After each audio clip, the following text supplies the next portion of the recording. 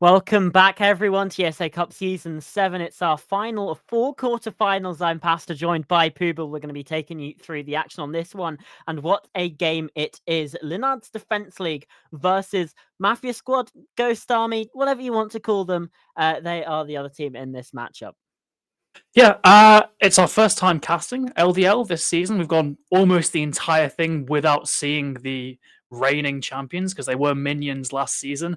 And this is quite a personal one because this is that one kind of sticking point for LDL this entire season. They lost For to sure. Mafia Squad 8-6 in those playoffs in that Swiss stage. And granted, it was a best of one, this time a best of three, but still, that's kind of the only real blemish on their record here. Yeah, absolutely. It is to my knowledge, it's the only game that they've lost. Even in the group stage, they only dropped 9 rounds, Joe, which is quite impressive. And then even heading into that second phase, including the game that they lost, they only dropped 15 rounds. So they've lost 24 rounds this entire tournament, which when you consider the just sheer volume of games that they've played, that's pretty incredible.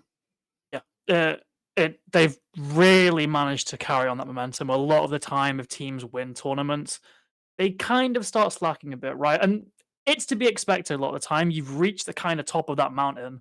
Why put in all that effort that you once did? But LDL, they are gunning for that repeat. And so far, they have looked very, very strong here. If they can get past those past demons of Mafia Squad, they are really set up to potentially win this whole thing yet again. Yeah, absolutely. Mafia Squad haven't had a terrible season either. They did come last in. They did come fourth in their group. Sorry, which actually did have LDL in it. So this is actually another game. If I just look here, it was a forfeit loss for Mafia Yeah, Squad. So yeah, okay, there we go. I was a bit confused there, but yeah, it was a forfeit loss. So really, we've only had that one meeting between them, and again, best of one, whatever.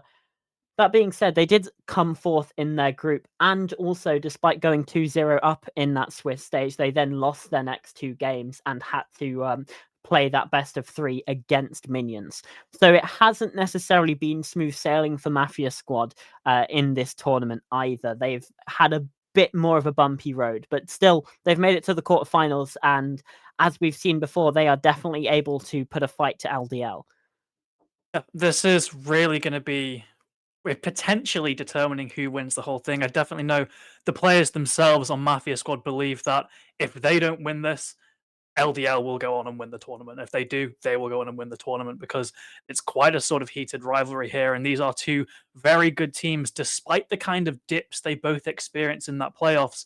They've definitely come into here fired up, ready. And again, it's a chance to really absolve those prior sins for LDL. They're a team that say they don't necessarily take the game as seriously as they probably should do. And that is sometimes shown in their seasons, especially when they're on minions. We'd see them kind of struggle early on and then get to that sort of go big or go home point and continue to just put on fantastic performances, especially in playoffs. Question is, are we going to see that this season or will they actually peter out at that final hurdle? Yeah, absolutely. That is the real question. So let's have a look at where we're actually going to be playing this game. So we obviously have 9 maps in the pool. 3 are selected: Cafe, Dostoevsky, Clubhouse, and then Oregon. Clubhouse, Joe, will be of particular interest. Obviously, that's where we did have that best of one in the in that second phase, the Swiss stage. But looking towards Cafe, we obviously have one of these teams starting on the defense. I'm not entirely too sure I which think it's one, but LDL starting attack. I think it's LDL I would starting attack. believe. We'll find Which, out when we get in there. But yeah, for yeah, Cafe Dostoevsky, Joe, what are your thoughts? well, under the LDL banner, they've played it once and it was a win. So that's great for them. But sort of you would really like to start Cafe on that defense because it's so much easier as we do enter this first map here. It's so much nicer to start Cafe on that defense because it can be quite a difficult map to really get into the swing of things with. So you get that early advantage of having those easier rounds. Great, you then set yourself up for nowhere near as punishing of an attacking split in that second half. if you start on the attack, it really forces you to go big early, or else you're going to be fighting a very one-sided match thereon. So LDL, if they have a good string of rounds to begin with, great. You might even say they've won the whole map already. But if they don't, things could get quite bad. And then heading on to Clubhouse, as you said, that's it's a pretty bad sign because recent history, they lost to Mafia Squad there. So we could be seeing this series determined potentially in one map. Yeah, absolutely. Sometimes you do sort of tend to say that there are some series where it's like it's either a 2-0 for one team or a 2-1 for another team. I feel like that's definitely the case here. Obviously, it that also brings into question what will happen on Oregon, which is an entirely different can of fish, obviously. So we'll just have to see what happens when we get to that one. As it stands, though, these first few bans have started to come on through. Dockerby and Yingzhou, what do you make of it? Fairly standard, really. A lot of teams still don't like dealing with the Ying, and for good reason. It's so much utility you can just throw at the defense. It's very, very oppressive, as is Solace. So, two of those just most banned operators, I think, in the game, if I'm not incorrect there. I know Ying definitely dominates those attacking charts, and whereas it is kind of a closer race on defense, you always end up seeing Solace taken out here. As with his army a lot of the time as well. Fenrir will be left up, so that's going to be another sticking point for the attack, another thing that's going to make that first half even more difficult for the attacking side of LDL. It's going to be very difficult, and they are going to have to really come out here swinging because it's such a crucial first half here. And we know LDL, when their back's against the wall, they can do incredible things. They've got incredible players, but Mafia Squad have looked good. They've shown they've had LDL's number before. They were robbed of that first chance initially back in the groups. They came back with a vengeance in playoffs. Now, as we're entering the finals bracket, they might just want to finish this opponent for good. Yeah, absolutely. You're talking about Solace as well. She's been banned almost 70% of the time in this season of the ESA Cup alone, which is just an insane number, really. This is, what, the 74th map that she's been banned on. It's not really a surprise to see the Solace off the board. Dockerby is like you were saying, a bit more of a, not niche, but it's a bit more of a non-standard ban. But again, Dockerby is very, very powerful. So heading into Cafe, we've been set up very well to have a fairly standard game so far. And obviously, as we come into this top floor defense, which is again a very standard place where we'll see the defenders set up, there might be a bit of a lack of shenanigans, which honestly I don't mind. If we have less shenanigans, then that means we get to see some better Siege, and it means that we get to see actually who is the better team instead of having one team that isn't quite taking it as seriously as it stands as well. We do have that attack inside of LDL, who are just making sure that they don't get called out on any spawn peaks. Cafe is a map that is rife with that sort of early kill for the defense, so just taking that area of the game seriously, certainly making sure that they don't get called out on the back foot. Yeah, but here's the big problem with attacking Cafe. We see it's already taken over 40 seconds for the attack to get onto that roof, and now they have to start droning things. Now only they can finally realize what they're dealing with. And usually you'll see teams pick that Montane to make this clear a bit easier because it takes so long to get into the building. It was hovered by LDL, but they haven't stuck it. Instead, going with a more kind of frag-operated lineup with that Brava as well to try and hack down those cameras. We see a lot of Vark play on Cafe, so it's a nice little counter there. But still, it's not going to help you with really dislodging these positions. We're seeing other drones being used as well. It's really a utility game being brought by LDL here, and with no meat on the board for the defense, it's going to actually work out quite well here. So despite how slow Cafe can usually play, LDL have managed to eventually get a foothold in with half the round still remaining. They've cleared out that pixel position. They've got intel throughout the site. Now they've got to just find a place to strike here, and it might be Madrino. He's going towards that white rappel. He could catch Toms completely off guard here, but it's Senzu, in fact, to take down Eli, giving Mafia Squad that opening advantage and really making this round a lot easier, but Madrino does finally claim Toms. Yeah, so there is that even trade back and forth, 4 versus 4 now heading into this final minute of the round. Axie has taken the drop here in towards Cigar, but doesn't know Sanso's position. And there's another kill for Sanso, makes it a quad! 4 kills for the Valkyrie inside of this first round, and it's just on Goldino now inside of this round, up on the roof. What are they going to be able to do it? Find some shots through, and Senzo starts us off with an ace. What a way to start it. And LDL very much caught off guard by one player. Round for Senzo there. We've talked about how there's a lot of sort of pressure building up, bubbling away between these teams. They should have fought twice already. One of those was taken from them via a forfeit. Now they're back for vengeance, and Senzo just shuts down the reigning champions. A round 1 ace, as you said. Incredible from him.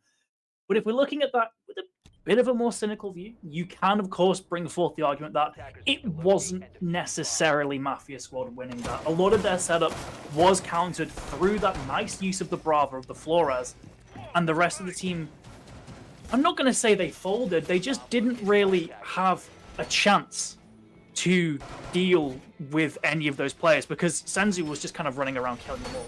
Still, it was a one-man show there, and you can't rely on that fully, so it was a great start for Mafia Squad, but you need to see some team play, right? You can't just have Senzu ending this match with 35 kills and just winning every round single-handedly. You need a bit of other play here, and I liked how Minions were very quick to dismantle those holds. It still looks like a pretty bright up LDL. Apologies, old habits, but I liked how quick they were to deal with those holds, but they still didn't win. And at the end of the day, you need to win those rounds. They certainly do. And again, we're seeing some early, not nervousness, but they're certainly keeping their eyes peeled for any of those early aggressive peaks coming through from Mafia Squad. But again, it doesn't come. LDL, they're not necessarily wasting their time, but certainly not being as efficient as they could be. We've got Eli on the ram here upstairs, who's just droning things out and will be able to send those boogie drones as well. Just going to be able to tear up the floor. So as it stands, it's, again, the very standard stuff. We've got these drones filing in from that top floor, marching their way down. Madrinho as well on the Jackal, trying to catch out any roamers and also clear this space with a gun in hand. But all of the defense, they're just setting up, sitting down on that bottom floor, and at about this sort of 100 seconds left mark, this is where you'd expect that vertical to start to be opened up. So about from here to the next 10 seconds is when you want that to come through. So as far as concerned for LDL, they are currently on pace. Yep, definitely, and they have that RAM as well, which can make that whole vertical process even easier just with one drone doing what it would otherwise take a sledge or a book quite a bit of time, and Goldino actually ends up getting the first. That sends you the hero of round 1 taken out. Now a lot of pressure on those remaining players of Mafia Squad to show that they don't need that player alive anymore. They can still win without him. LDL set themselves up to a great start here as Axie's also pushing down, narrowly avoids that player, but there's a repeat coming through. He has them cornered. In fact, Eli ends up getting another one, still player in small bake, but LDL, they've taken that first round to heart, and they are coming out the gate swinging here, trying their best to win this round quick. A 3 versus 5 as we enter those final 45 seconds, Cameron. Yeah, they took that first round as a bit of an insult. Now they haven't even taken any damage at all inside of this one. However, that time continuing to tick down makes things a little bit nervy for them. There's a drop from Eli, comes on through the R4C, firing, singing, and it's a flawless round. What a response from Linard's Defense League as they bring this match to 1 round apiece. Another statement round there. What more can you really say? Yeah. They get aced. They respond with a flawless. They are not going down without a fight here. Even it up 1-1, and that was a very nice all-around team play round. We saw a lot of different avenues all being used by the attack, a lot of focus on that vertical, but Goldino sneaks in through Bakery, I believe, gets 1. And from there, it all starts to collapse for Mafia Squad as LDL just keep on taking any advantage they're given. A much more, as I said, team-focused round, which does appear slightly better there compared to Senzo's kind of one-man army approach in the first round. So I would say LDL have honestly sort of looked like the better team. They look like the stronger team despite such a dominant first round. And they've set themselves up to definitely make this much more closer than you might have initially thought after round one. Granted, very small sample size, one round, but still, it looked like LDL were just shadows of their former self to start off this match. So it's nice to see that they've gotten back into form so quickly. And it's kind of necessary for Cafe, because if you let a couple of those rounds slip away on their attack, it's going to be a very, very difficult job when you enter that second half. So luckily, they're still staying afloat early, which is going to help them so much more later on. Especially with that first rounding on the top floor, which you tend to see now being more of a tertiary pick for defenders, as the attack are usually able to attack there quite consistently and quite effectively. So the fact that that kind of slipped away from LDL, I was a little bit worried, but no, they've shown that they are very much still in this game and they're going to put up a fight, that's for sure. But again, it's that time that it takes to get up to this top floor. It's taken 30 seconds, and now these hatches are starting to be opened up. Madrino on that Jackal, and now there's a bit more of an upstairs presence, a little bit more off-site for Mafia Squad. They've identified that that was a place of weakness, and Kenzie's actually able to get away from that. There were some traces that were coming through towards their escape, but just able to wriggle free. However, very effective roam clear. You've still got Klein upstairs, but apart from that, they've already flushed two of these defenders away from these top two floors within the first minute, Joe. Yeah, a wonderful roam clear and a nice cutoff by Eli there on the rappel. I think, unfortunately, he was reloading right as Kenzie dropped there. Otherwise, R4C in hand, he probably gets that pick. Great timing there for the defense to just dip out exactly when they need to. It's a bit of luck there on the side of Mafia Squad, but still, it was a good plan that almost gained maximum sort of efficacy. Unfortunately, they don't get that pick, but they still get that ground, and by that sort of all-important halfway mark for entering the final 90 seconds, they've got uncontested control up here. Mafia Squad, once again, brought down to that bottom floor, so it's going to be the exact same process. Rip open those floors, try and get a single pick and just keep the ball rolling from there. LDL are playing very, very conservative still. They want to just get this first kill to start this ball rolling, and for Mafia Squad, if they don't give that up, we could be seeing a round that quickly stalls out for the attack here. But with so many angles open, it's going to be incredibly difficult. One slight problem for this attack inside is they don't have any secondary hard breach, so you can see that they're having to use two of those Selma charges on the hatch. Kenzie as well, nearly drifting into danger, and in fact this window is open. Could get caught out from there as well. Axie's peppering some shots in. Tatters has been spotted down here as well. More drones coming through. However, this is such a massive time sink, and there goes the first kill. Kenzie with one, traded back by Tatters. No ace or flawless round this time. Tatters going in. Senzo has found a second. He doesn't check the left corner. Tom's with one, traded by Eli, but it falls apart for the attack. And Mafia Squad regain their lead. It's 2 rounds to 1. Yeah, and I think already in these first 3 rounds, we can see quite a glaring issue with LDL's playstyle here. If they don't get that first pick within sort of the second minute, they really begin to stall out. We saw round 1, they didn't get that opening pick at all, and they completely sort of crumbled under the might of Senzo and Valkyrie on that third floor. Round 2, they get quite an easy first pick, and it all just keeps going from there. But round 3, no kills at all until that last sort of 40 seconds, and they just have no time to do anything else. They start blind swinging corners. They get cut down by the defense. They need to fix that, because one round simply isn't going to be good enough for this half. They need to win a couple more of those attacks, and they're heading back to this same site where Senzu got that ace. So it's looking, once again, a little bit dire for LDL here. They need to really up the pace, and it's going to be even more difficult because they've got to get all the way onto that roof again here for this attack. That's going to drain at least 30 to 40 seconds, so they're going to need very concise, very quick drone work, and I would potentially say they might just need a Monty to go in. Act as that physical drone, act as more of a distraction for the defense to give the attack any kind of avenue inside, because their strategy last time just simply didn't work. Absolutely, and as we know, shields will get a little bit more effective. Well, they'll play a little bit differently when that rework comes on through, the test server being released recently. But obviously that's not at the minute, so right now Shields just work the same old way, still quite slow as well, which could possibly be a little bit of reason why we don't see the Montaigne or Blitz coming on through for this attack inside. But as it stands, again, we've got that 30-second mark. We're starting to get up on the roof. Axi's already sending in these Roteros, just taking out those bars inside a cocktail. Getting some information lines of sight, everything like that. We can see those drones from the Brava of Goldinho as well. Just getting some of this utility. Very standard, but also very, very slow. Standard sort of cafe stuff.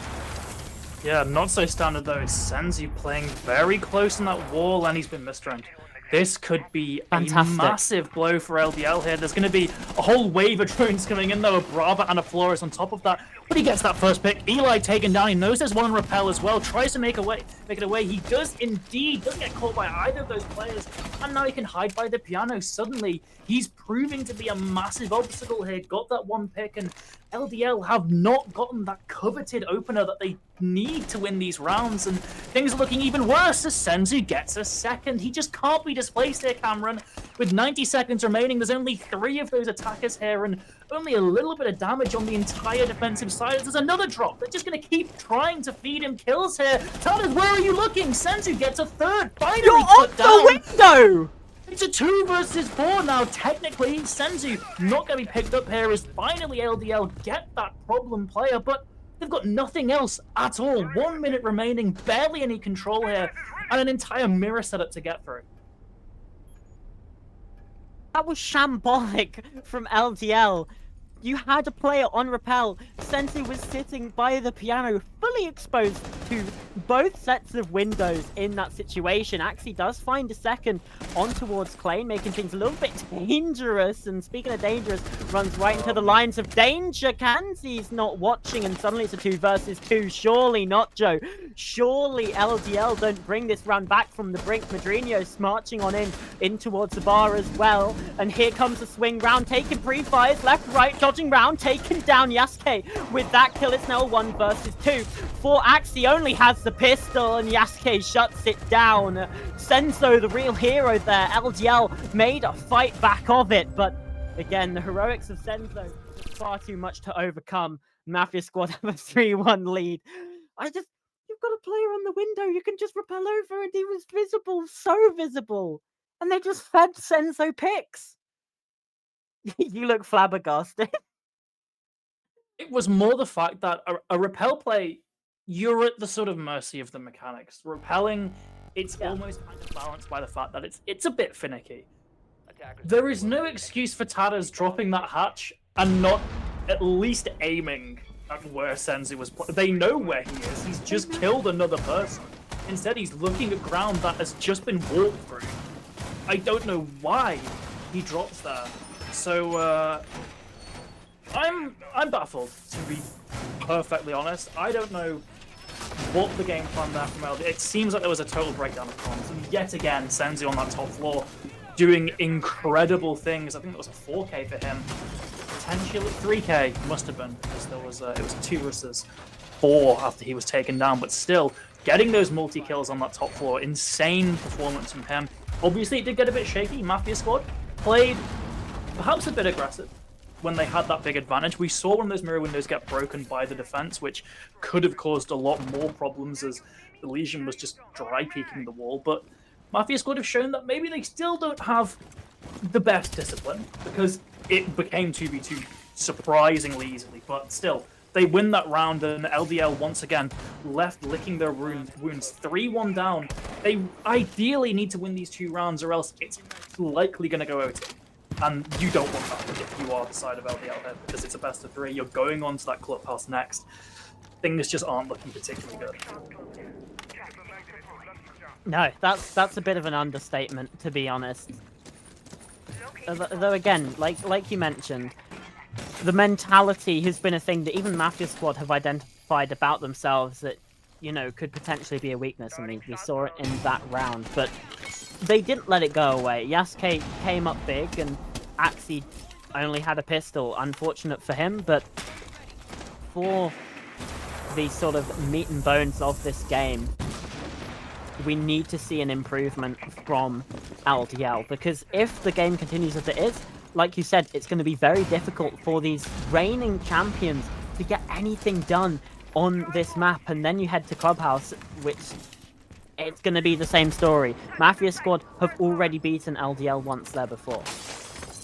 Yeah, it's a very high pressure map here as we're seeing LDL sort of tentatively preparing this clear. It's sort of alarmingly a lot slower than they have previously on these attacks. They are taking a lot more time and doesn't even bear any fruit. Madrino taken down. Senzi gets another. Kenzie adds to that total. 3 versus 5 already for LDL, and they've just achieved nothing here. A 4-1 scoreline is looking like an absolute certainty after this round, unless these remaining 3 players can pull up heroics, but it'll have to be on 2 of them now. Toms gets 1, 2v5. Goldino's not even in the building, not on rappel. It looks like a complete disaster for LDL here. As Senzi gets 1, it's not going to be flawless, as Kenzie's taken down. Tatters all alone in a 1 versus 5, made it 1 versus 4, but still so much to clear. Punchhole reveals 1 enemy, but can't find the shots. Yasuke takes him down. LDL, what is happening here? This is shambolic. It's not the LDL that we're used to seeing, that is for sure. And I don't really know where to really point them, because it's been sort of different issues every round, really. I guess in these most previous 2, it's like droning, I guess. But it feels like it's a bit more than that. It feels like there's something more nuanced going on that, I mean, potentially only the team themselves will know if they even do. So, you know, we can sit here all we want, but as it stands, a 4-1 is not great. They have to win this kitchen now, because a 4-2 is doable for you to come back on the defense. If it gets to 5-1, that's basically this match over. And, you know, from the way we've been talking about it, potentially even the series, this is a very high pressure map. That means this round 6 is a very high pressure round for LDL. Yeah, it's just not looking good. 4-2 at maximum LDL can get there, and that's still looking like overtime is probably going to happen, because they'd have to do even better on the defensive split. As we enter this final round of the first half, there's a lot of pressure mounting on these attackers. They're still not budging in terms of Montagna. They flashed him once in this attacker repick phase, I think, in the entire half. Haven't gone back since. Makes this whole problem of Cafe's roam clear so much easier, but it just seems no one's particularly comfortable on the role, and that could be a sort of symbolic of a more wider problem with flexibility here, perhaps, that they all just like going for these more kind of frag-centered operators, and Cafe is a map that just doesn't really benefit from that. Still, going up to this roof, going for this top-down roam clear again, they found success with it once, and a very quick clear results in a very quick kill. Madrino gets 1, that's Kenzie taken down, and 5v4, LDL have got that coveted opener, Cameron. They might just pull this back and make it 2-4. They absolutely might, and that could just be the lifeline that they need. Effective roam clear, and again, it came off of the back of the intel, which has been a little bit lacking in some of these rounds, and potentially some communication as well being fixed up, at least for that first kill, and now potentially just sitting into a bit more of a rhythm. We've got at least 3 of the 4 remaining defenders on that bottom floor. In fact, I think all of them are. So really now, we should be seeing these floors being opened up, and indeed we are. Axie opening that up. They don't have a ram along with them this time. Instead, Goldino on the buck, also bringing along hard breach charges, so that issue from before has also been identified, fixed up, and they're going to be working on opening up these floors, and they've done it in pretty good time as well. Claims rotate up the red stairs, has been caught, has been spotted at least. Tatters wasn't quite able to land the shots though, just sends in a warning and has stopped Clay in his tracks for now, but still now pressuring up, watching a very different angle, but decides to come off it, too aware of the issue that could be posed by that window. And Tatters maybe playing with fire a little bit here in this situation. Klein getting very, very aggressive, and more importantly, is kind of taking some resources away from actually clearing down this top floor. Tomzo has been downed on the site. That's the vertical pressure coming into play. Madrinia's found a second as well, but Klane's been able to sneak up, does at least bring one back into a 2 versus 4. Senzo on 11 kills already as well. What more of an impact can he have on this game? Does find one, has to get away, but now the only player remaining, Madrinio, actually finding that kill with the Goyo Flames. Vulcan canister coming out with that one. Senzo creeping around the freezer. You've got players now starting to swarm. Eli swinging round, but it's Axie who finds it instead with the shots in towards the window. 2-4 the bare minimum, but at least it's enough. Yeah, they finally get another round on the board, and they've set themselves up with something, I guess, onto the second half. It still hasn't been particularly pretty from LDL there, but I did like that last round. They definitely were sort of given that last chance with that very early opening kill. It seemed like Kenzie was caught completely off guard there. So a nice way to start it, but then I was very much a fan of how when it got to that 3v1, they took it quite slow. We saw, or we heard at least, one of those players getting on drone. They weren't all just blind swinging, trying to throw their man advantage at it and nothing else. They at least played that very seriously, which is a good sign heading into this. They've got this defensive side now, which is much easier than an attack on Cafe, but still, that 2-round deficit, if, say, Mafia Squad win this first round, suddenly you're down by 3. That's really not very good at all. Only 3 rounds actually required by Mafia Squad to win this outright. That's not even a winning half. That's just an even half that Mafia Squad need to take this first map and bring it to Clubhouse. So it's very stressful here for LDL, and you wouldn't blame them really for taking a timeout in these first few defensive rounds if they don't go to plan. That being said, they're going to this third floor. Statistically, should be pretty strong for them. It was very strong for Mafia Squad. But they also don't have Senzu, who's currently 12-4. So maybe that's just the key to success on Cafe. Well, perhaps it is, and with that 3-3 half that the attackers require, I mean, to be completely honest, we've seen a lot of times attacker teams getting at least 3 rounds on Cafe. It's by no stretch of the imagination the most defensive site inside of Rainbow Six Siege. In fact, it's only got 52% of rounds being won by the defense. That's really not high enough to having to hedge your bets on a 4-2 defensive half, really. But I'm liking what I see from LDL. We've got an Echo being brought along. We have a Kaid as well stopping the attack from really breaking into that piano cigar room, which we've seen cause some issues for LGL when they were on the attack. So, you know, just preventing access to that place entirely forces the attackers through more choke points. It certainly makes sense. And again, the time is so limited for the attack here. We've already seen 80 seconds in this round. And, well, what do we have to show for it? A couple of hatches opened and a window opened. That's about it. Yeah, I also think potentially some mistakes have happened with the attacking lineup. We have neither of those 2 drone operators, which LDL did make particularly good use of. More alarmingly, as we're still seeing just a lot of activity on this roof, we saw Kenzie on the IQ using frag grenades to open hatches. And granted, frag grenades aren't particularly useful anymore. That is not a good usage of utility at all. It wasn't even to say destroy any gadgets by those hatches. Nothing really happens. Axie gets the first kill. We're now looking at an attacking side that is a man down and also really just lacking in utility. At the very least, Klane gets one to even it out, but still 4v4, still a lot of work ahead of them as they finally enter the building. LDL might just make this 3 rounds. And, well, they nearly walked into the frost mats as well, so at least they now know where those are located. Eli also gathering some information for the defense this time, using those Echo drones. Lovely shot. That's actually Goldinho with the TCSG that finds it on the Kaid, so not Tatters as I originally thought, but there's another kill for Goldinho. Yasuke goes down this time. It's 4 versus 2, now 3 versus 2 effectively until Yasuke can get picked back up. Klane's found a second, not able to get a third though. Tatters is just too good with it. Now 3 versus 2 as Yasuke comes up back to his feet.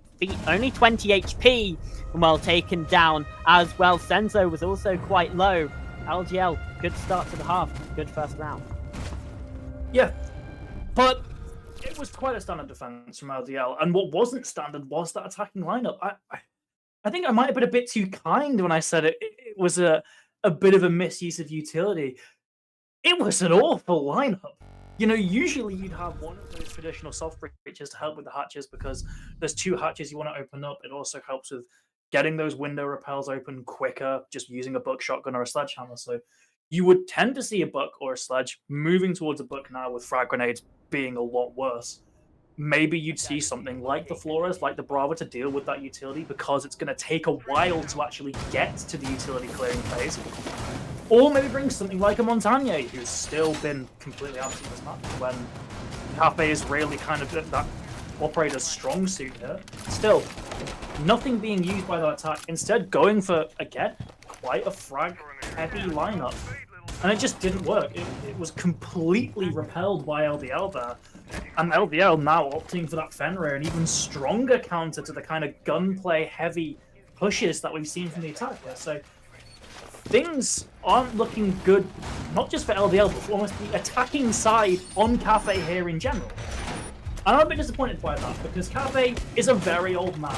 You should know how to attack it by now, but it seems like there's been some miscommunications with these teams, and it could really end up costing them if, say, LDL bring this back to overtime.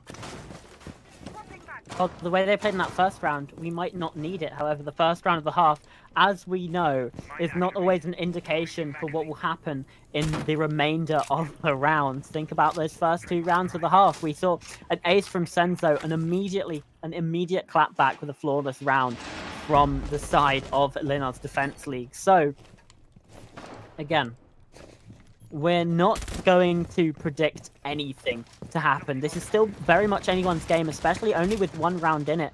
And if Linard's Defense League can win this one, then we'll be right back to even at 4 rounds apiece. It's still a very close contest, Joe.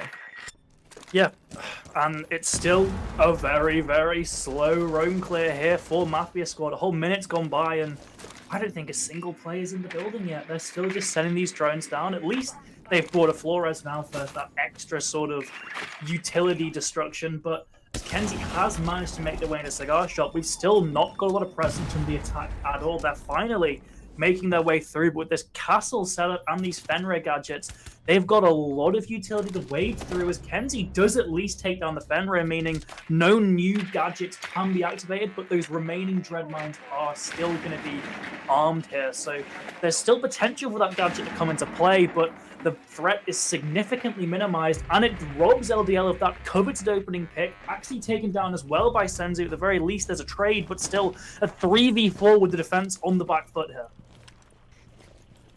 Certainly not ideal for them, and that's not going to make it any better. Kenzie finds a quick double, makes it 3 in the round, left all on Eli in a 1 versus 4. Brings 1 back with a kill onto Yasuke, but still plenty more to do, and still 50 seconds left to try and hold on.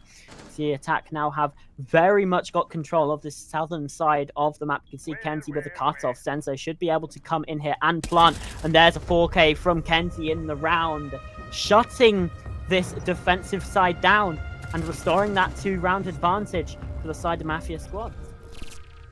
Yep, they only need 2 rounds to win it all, so things getting even more tense for LDL here. Mafia Squad really just looking like the better team here, and we might not have expected that, but recent history should point to that. It was an 8-6 win, so it's still quite close, but Mafia Squad were the only team to beat LDL this entire season so far, so we are potentially seeing the toppling of a giant here if they can win this map and continue that momentum to map 2, to that rematch on Clubhouse.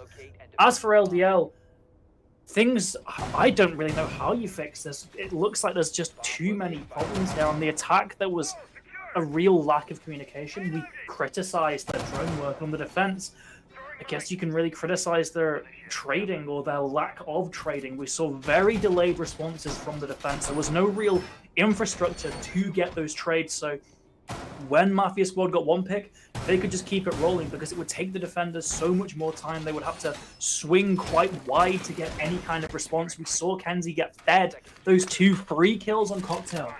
Luckily for LDL, they've gone down to this kitchen, a real kind of bunker site, and with Axie alone in that room, he might catch a couple of these attackers off guard here. But once again, it just wraps back to that problem where if LDL don't get that early advantage, they look truly hopeless in these rounds. Yeah, even if they are able to get a trade, just not having that initial man advantage is proving to be a problem for this LDL side. So, we set up this one to see and answer the question, can Linux Defense League get the opening pick? Because history has shown us if they're able to get the opening pick, they usually end up winning the round. So, we just have to wait and see. Obviously, the attack taking things very slowly, taking their time. It's the story of Cafe Dostoevsky, really. And Axie could get caught out here on the white stairs. Kenzie on this upside down rappel, but they just seem to be sort of sitting next to each other very close. Is Kenzie aware? I think he might be. There's been some drones, but can't find the catch. Going for a repeat, though. Very dangerous, but Axie finds a shot. That's diffuser down as well. What a way to open up the round. And Joe, there's the opening pick for Linux Defense League. Yep, Kenzie just caught completely, well, not off guard, but outplayed there. Ping, I guess you could blame for that, but when you're on online games, especially Siege, it's swing or be swung, and quite simply, Kenzie was swung, and it looks like Sensi's been swung as well. Eli gets that 5v3 here.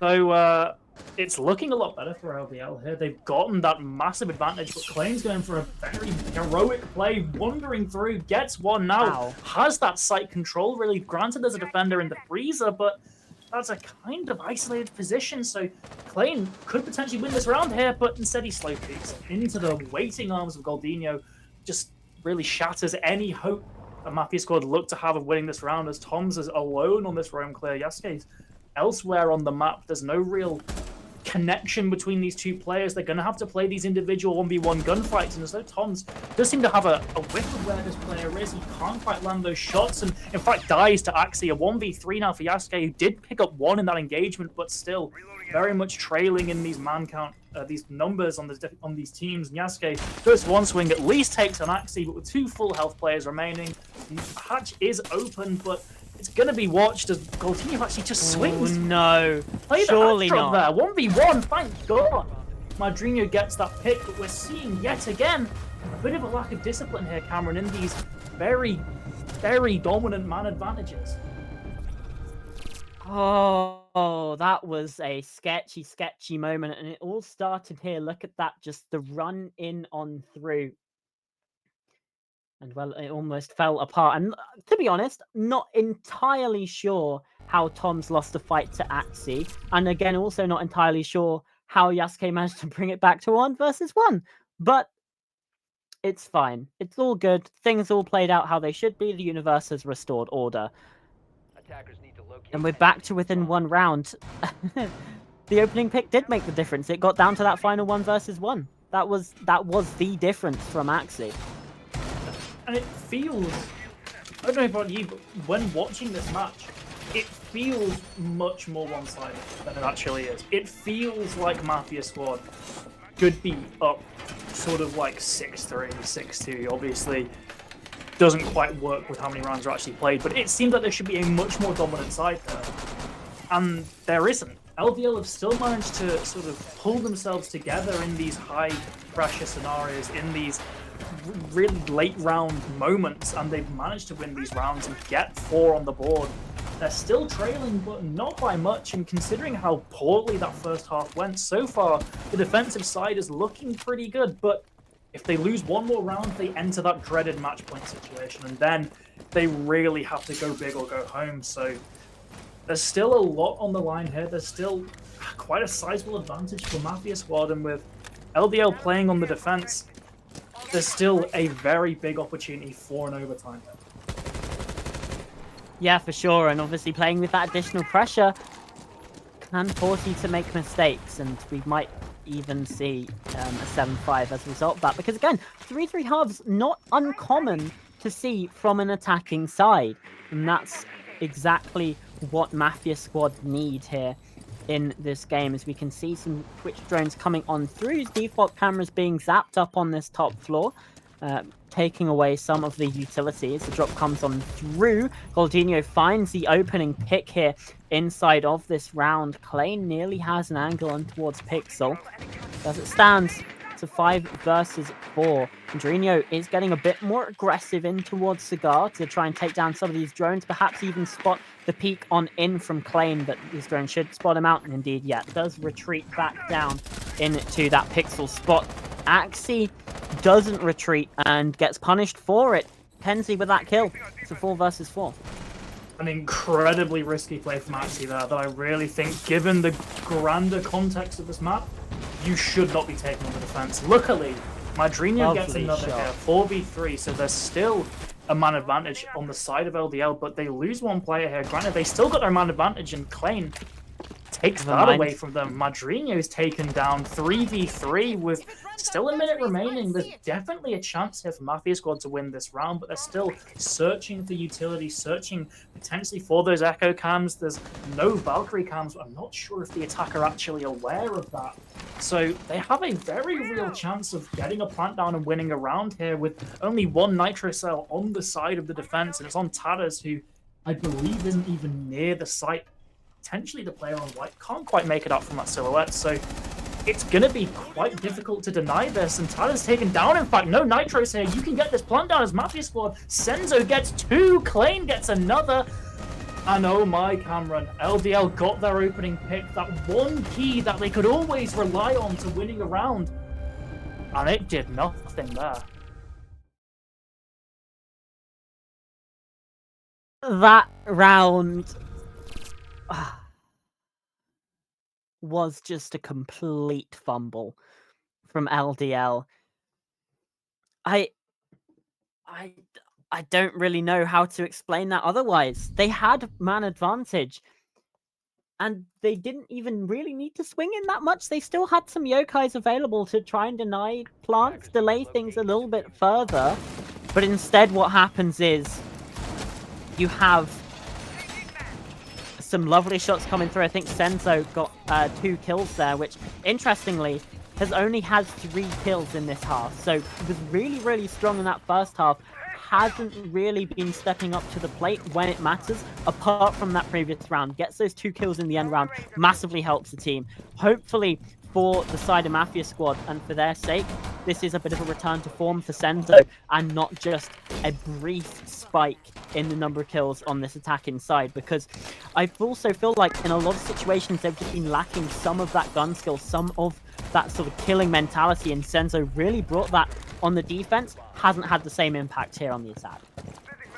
Yeah, not really, and as you said, it might just be a flash in a pan in that previous round, but still, it's definitely at a good time. 4-6 now, LDL trailing by 2 once again. That's kind of been the story of a lot of this match, just LDL continually behind here, as it's up to Mafia Squad now to finish this and finish it quickly, because every round that this kind of drags on, you get closer to match point, and forbid you even get to match point, it's going to have a bit of a detrimental effect on the team that is on match point here, Mafia Squad. They should be winning this, and every round they fumble from here on out, it might sort of break that mental. It might allow for LDL to get back into this, but it's going to be very difficult because still 2 rounds separate these teams, and Mafia Squad have looked so good on those 2 attacks that they won, and even the ones that they've lost, they were kind of competitive there. There was a couple gunfights that maybe should have gone the way of the Frenchman here.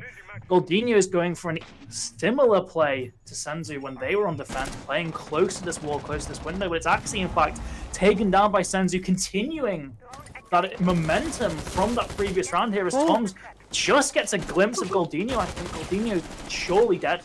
I see no reality where he should be allowed to survive. They must have seen him, and that they did.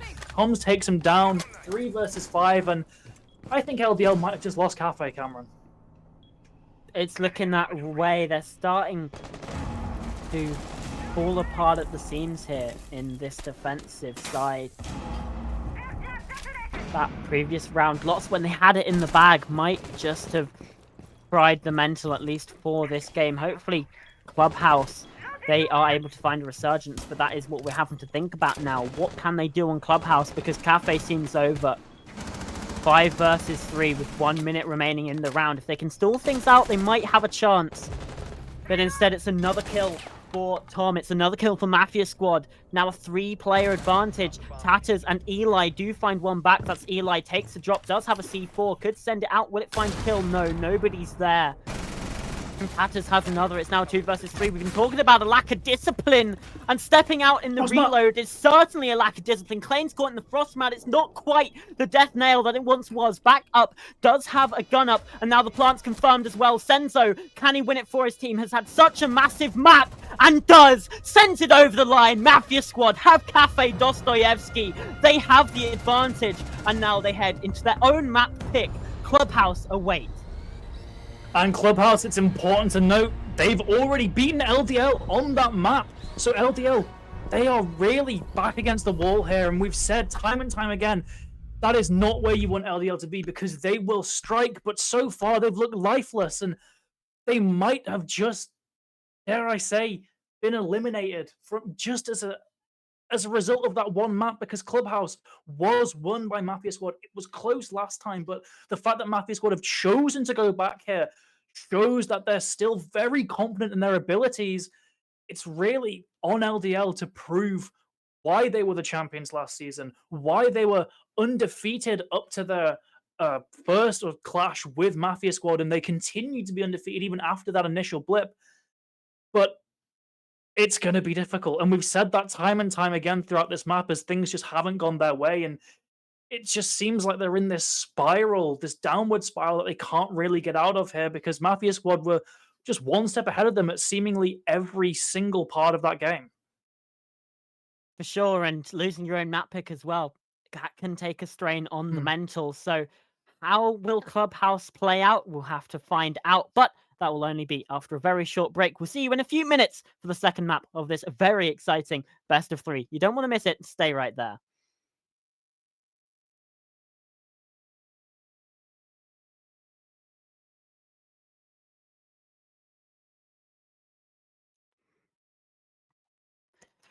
Mafia Squad took a commanding lead on Cafe, and they saw it through to the end. 7-4, they took LDL's map pick. Now we head to their own Clubhouse. And the previous season's champions, our reigning champions, Leon's Defense League, on the brink of being eliminated, Joe. I would not have expected it, and it looks like things are going to get even worse, because they are back to Clubhouse, back to where LDL lost their only map of the season so far, aside obviously from Cafe, which we just saw. So there's already historical precedent for things to not be going well for LDL here, and to make matters worse, it was to Mafia Squad. It was an 8-6 loss.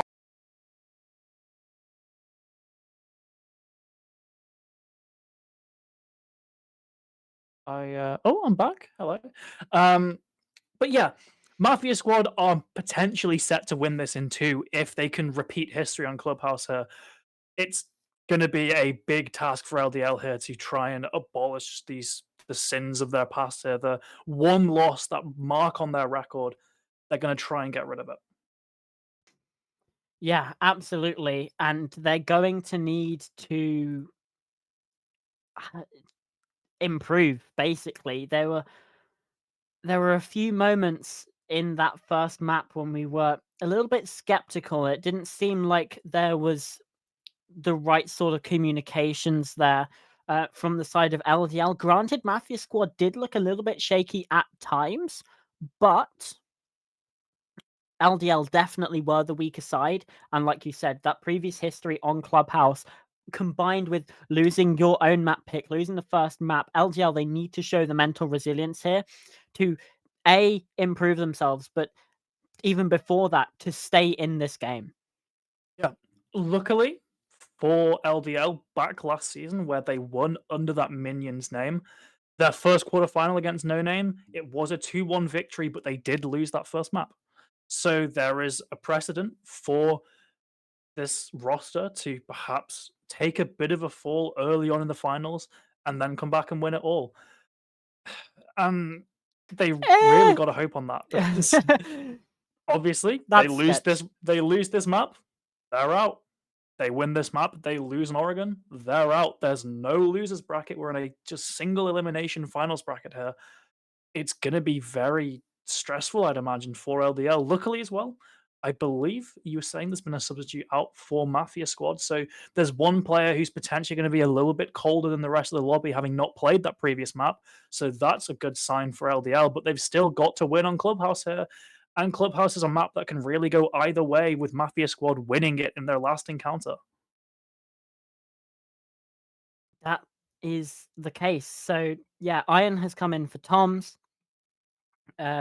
However, Iron has been a very core part of the Mafia squad roster that's made it here, played in that 2-0 win against Minions in the 5th round of the Swiss stage. So not a bad player by any means, and hopefully for their sake, even if Clubhouse comes in a little bit slowly, that second half should be on all cylinders. And even then, we do have Oregon as well, which you mentioned, the decider of this series.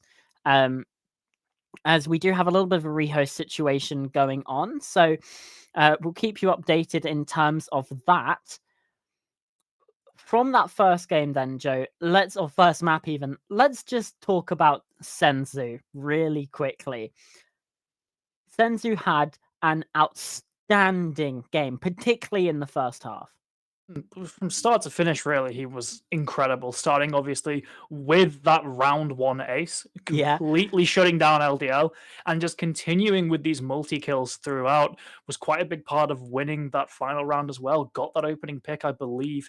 Yeah. So overall, an incredible job from him there to keep this team afloat. But it wasn't just one man carrying it as we maybe feared after that first round. We did see individual moments from everyone pretty much on that Mafia squad team. So it was definitely a team effort to bring them over the line there and to beat LDL on their own map pick.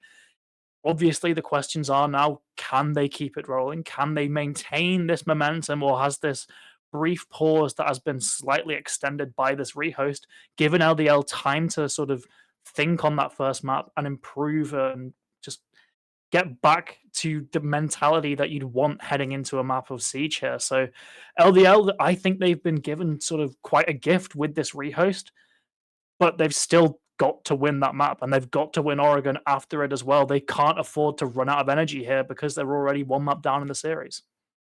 Yeah, they have to go the long route is really what the problem is here. So let's actually, something that we didn't do at the start of this game, let's bring in some predictions, because we did do predictions before this game. We didn't quite get to see it. And right now, a lot of us are looking a little bit stupid. Whiskey, Glitter, and a Hot Nicks are the only ones who said Mafia squad out the predictions, and even the community as well. I can't quite read the percentage on that. 25% 75 to only. 25. Yeah. And it's to be expected. We've been harping on about how LDL haven't, aside from their meeting with Mafia Squad, that was the only loss of the entire season. And obviously, they won last season as well. In fact, in terms of ESA Cup, they haven't lost a best of 3 since that winners finals back in season 5, which was May of last year That's against Entropy. wild. Yeah, because it's been single elimination in finals after that. So they met MDF in the finals last year. They won. They never lost a best of 3 in the Swiss because they got to finals. So Yeah. yeah, they have done an incredible job of maintaining a very good win rate in these sort of multiple map series. So if they want to keep that streak going, they've got to win on Clubhouse and they've got to win on Oregon after it. But Mafia Squad have just looked so good here. Yeah, and like you said as well, this is a team that has a history of staying in best of threes, even if they do fall behind. They do tend to have a stronger mentality, a stronger will than a lot of other teams. They've been in this sort of position before, but it's not always repeatable, especially with a team as strong as Mafia Squad, who have already beaten them on Clubhouse before. Obviously, we're going to see maybe some of these tactics be switched up. We're going to see a little bit of 4D chess from whichever IGLs, which, by the way, I'm pretty sure it's Linux Defense League. They said that one of their strengths is that they don't have an IGL.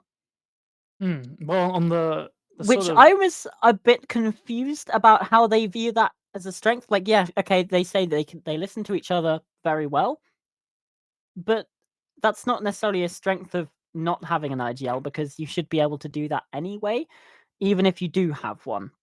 well, So I think the thought process of not having a defined IGL is that anyone can call for a play, and it's sort of as a grand on the grand scheme of things, it's what teams are moving towards, where anyone can have a say and make a play and call for a play if they deem it to be something that will help them win a round. The problem with not having a defined IGL is when things go bad and who can really steer the ship when there's no one who's kind of already been given that authority, given that role. You can maybe see players start trying to undermine each other, thinking that they're sort of better, they should be the one to be calling the shots, and they just start. It can start a lot of arguments. It can start a lot of discourse. It can start a lot of very muddied comms. So it is, as they said, a weakness and a strength, and it really kind of depends on the overall flow of the match. So yeah, I don't know what's going to be happening behind the scenes for the LDL camp here, because they've been sort of dealt a crushing blow in map one, and if what they've said is true and they don't have a set IGL, I don't know who's going to be really talking over with them and trying to sort of keep them all motivated, keep them positive, keep them in a good state of mind to help win these next two maps here.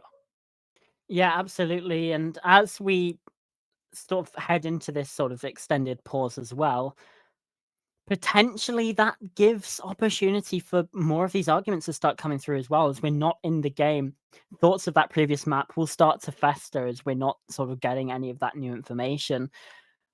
Potentially, this could also be a bit of a hindrance to LDL as well as this keeps going on.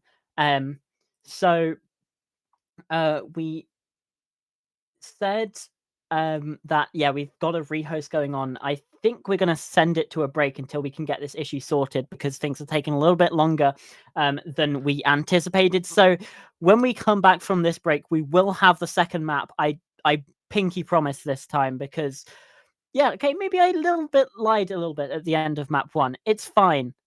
So we're just going to send it to a break, and when we come back, map two. See you in a few.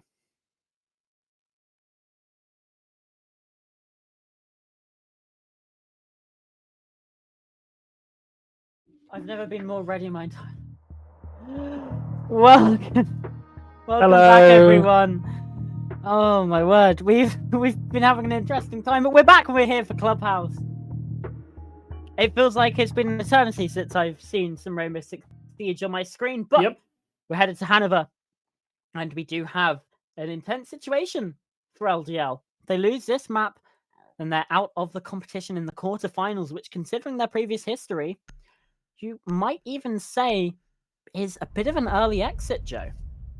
Yeah, well, they were obviously, we've been harping on about it. They were our champions last season, and season before that, I'm sure they'll call themselves vice champions because they were second place. So they have definitely really forged a path of victory throughout the ESA Cup, but things are not looking good at all here. They are against the ropes. They're going to have to win Clubhouse and Oregon back to back to make it through to the semifinals. Meanwhile, Mafia squad have really just looked like they had their number repeatedly in the last map, shutting down any real attempts that were made by LDL to do, well, pretty much anything on both their attack and defense. Senzo specifically went absolutely wild in that last map. So things just need to drastically improve for LDL here, as we're seeing, I believe, identical bans coming out So far, as if we on. get an Azami ban, then it will be. Yeah, but strangely, I think it's different teams, right? They're swapped because Yeah. now it is LDL starting on the defense, and this time it's a Fenrir ban. So Azami staying up, really tough decision for LDL there, because both those operators, particularly on Clubhouse, can be incredibly strong, but they're opting against the Fenrir and instead are going to deal with those barriers that might be brought by the Azami players. Immediately, we're seeing Iron pick up that floor as the only real consistent counter to Azami by just having all of those explosive drones. And right as I say that, he actually swaps up to Thatcher. There's a whole prep phase ahead of us where they can edit that attacking lineup because we are seeing instead Yasuke bring that Flores, but a Thatcher, an IQ, and a Grim all being brought. Nothing in terms of primary hard breach here. I have to say, this can't be the lineup. Surely not. Surely not. With Habana Surely on the not. board, and they will very soon figure out a basement attack.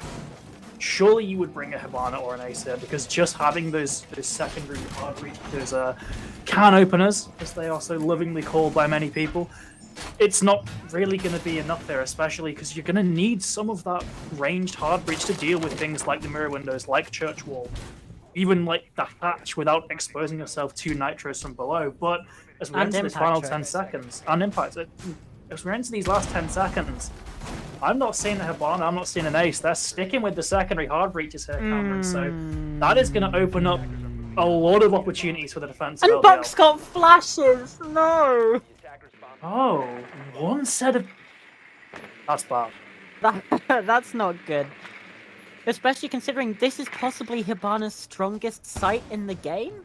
I don't think that's an unfair statement to make. Three hatches plus Church Wall all require sort of range hard breach or multiple bits of hard breach. Yeah, absolutely, especially the kitchen hatch. Yeah. Well, we'll put a pin on that. We'll say interesting, and we'll leave that for now as the rest of the attack coming on through. We can see actually some early pressure. We're not getting any form of roam game here from the side of Linus Defense League. They're just happy to sit back and let the attack play in towards them. Playing without those hard breaches is going to have to pass this bar hatch on by. Instead, with those flashbangs in pocket, face checking some angles. Senzu as well, coming along with the IQ. I'm raising questions, and right now I'm not actually getting many answers. Kenzie is still nowhere near that kitchen hatch, which you would tend to say is probably the one hatch that you do want to have open no matter what. Yasuke starting to open up into kitchen, but again, can't open that up.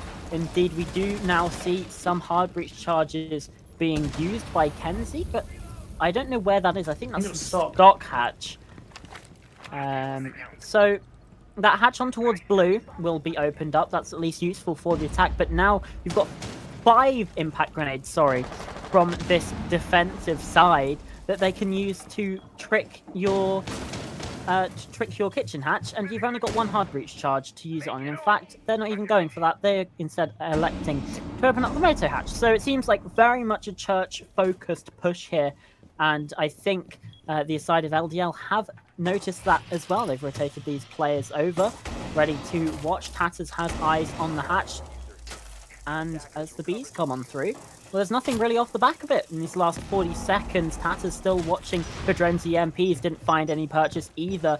You are getting some pings, and Axie does get taken down by Plane. That's the vertical. There's still 30 seconds left. We're not really getting any sorts of forward momentum. And there's another kill. Eli as well. 3 versus 3. Irons pushing down the main stairs with some swings on. Has to pull out the pistol. Instead, Yasuke gets down by the shotgun. How does Tatters get 2 with the secondary? It's all on Senzu now. Massive player on Cafe has to come up big here again. There's one, there's 2. Surely not. Why are you swinging that? Tatters has the shot though. Far too close. That was a shocking attacking lineup. Shocking discipline from the defense. Shocking from the attack. Shocking round. What on earth did I just watch? You just watched a round of Clubhouse, Cameron, and buckle up, because that was only round 1. But yeah, really agree with everything there. It seemed like a real kind of rotten attack straight from the operator lineup there. Finally, we're seeing more than 2 bits of hard breach. Ace alone having 3 of those canisters, so they've already beaten that total of last round. But yeah, it was a very strange attacking lineup there. A very strange strategy as well to just try and play through those very annoying to manage angles through those 4 beams. So I am a bit perplexed as to why you would start off the map like that. Luckily for Mafia Squad, that was only round 1. They've only let us in round slip, and last map they still had a quite comfortable margin, winning 7-4, I believe. So they definitely don't need. It feels weird to say, but so far we've seen that they don't need sort of every round. They are still being pretty dominant throughout the maps, but still, a round is a round, and we're on a completely different map of Siege here. We're on Clubhouse. We've had quite a while between those first two maps as well. You want to really start off with your best foot forward on an attack on any map, even if it is Clubhouse, which tends to stray more 50-50.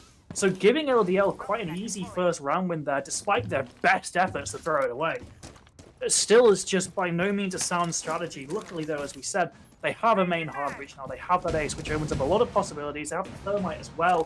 Finally, we're seeing hard breach. We're seeing more traditional Clubhouse play. It just took a very messy first round for us to get there. Actually taking some damage as well. Instead, finds some long-range shots onto Claim. Does manage to dip away, and there's the opening kill. Kenzie finds it onto Eli. Some damage dealt to Madrino as well. Instead, re-peeking this breach from a different angle now, decides to fall one back. Doesn't want to risk getting too caught up in the action. And especially as you have Axie low on health as well. Don't want to throw away possibly a 3-player advantage. So to get on back to the site, keep on using those key barriers to clog things up, makes a lot of sense. You don't need to get too aggressive, as we certainly saw that folly in that first round. Yeah, absolutely. As we see Santi covering those flanks, they're aware of Axie's presence still in that basement, but they don't want to do anything about it. They've already got their first pick. They can really afford to focus more on the site now because of the dwindling numbers on the defense here. With Axie potentially still below, obviously he's not, but if he was, there'd only be 3 on the site, so it's definitely smarter to leverage that man advantage closer and just rely on those claymores to watch your flank. As Kenzie opens up that construction wall, we now have the beginnings of a lot of long angles for the attack to try and take down these players. Madrino is in a very difficult spot. I'll be honest, he's probably not making it out of this round alive, but he really wants to take 1 or 2 players down with him, or at least waste some time, as Kenzie now trying to deal with that mirror window. His focus is a bit split between those 2 points of entry and construction, however, so if he plays this wrong, he could potentially result in the diffuser being lost, but window is clear. He creeps on by, and now Mafia squad are in a very commanding position, very close to getting this diffuser down, and with Madrino taken down as well, and Kenzie in sight. A 3v5 here. They can really play their game, as Kenzie even gets 1 2v4 now, Cameron. What a push! How on earth has that come to pass? And there's a kill on Axie as well. Godinho in a 1 versus 4. There's shots coming from every which way. Backs down behind this logistics desk. Senzu starting to get that diffuser down. Only has a secondary shotgun. Has to reload this primary, and that should now be the plant completed. Doesn't even get there. Klein with the prone angle. Once again, at the start of the map, we do have a tied up scoreline after 2 rounds. It's 1 apiece, Joe. Yeah, real credit to Kenzie there for just seeing that opportunity, taking that control onto site and getting that pick as well. He really shouldn't have had it with how low his health was, and he's not got the best gun in the world, especially compared to those high rate of fire SMGs, but he still ends up getting an additional pick as well as getting the diffuser into site. A much more clean and precise round for Mafia squad there. And who'd have thought when you bring multiple hard breaches, the game's a lot easier when you're attacking. I'd have never seen that coming. Personally, big fan of the single... How did we predict that? Single secondary hard breach meta, but I guess OP hard breach characters like Thermites are just slightly too better, unfortunately. But honestly, Ubisoft need to fix it. Honestly, but luckily, Mafia squad have coyed on to this very rare strategy. They're bringing 2 hard breach yet again, as it is a repeat onto this bedroom gym site. Interested to see how LDL will play this a bit differently. They've abandoned that warden, instead favoring the mute, so they're really wanting to sort of tighten down on this utility, on this information that the attack is dealing with. But at the same time, that does limit the fragging potential. You can no longer just wander around with the MPX. You're a lot more tied down to different areas here on the mute, so it's definitely going to be a different playstyle for Axie here.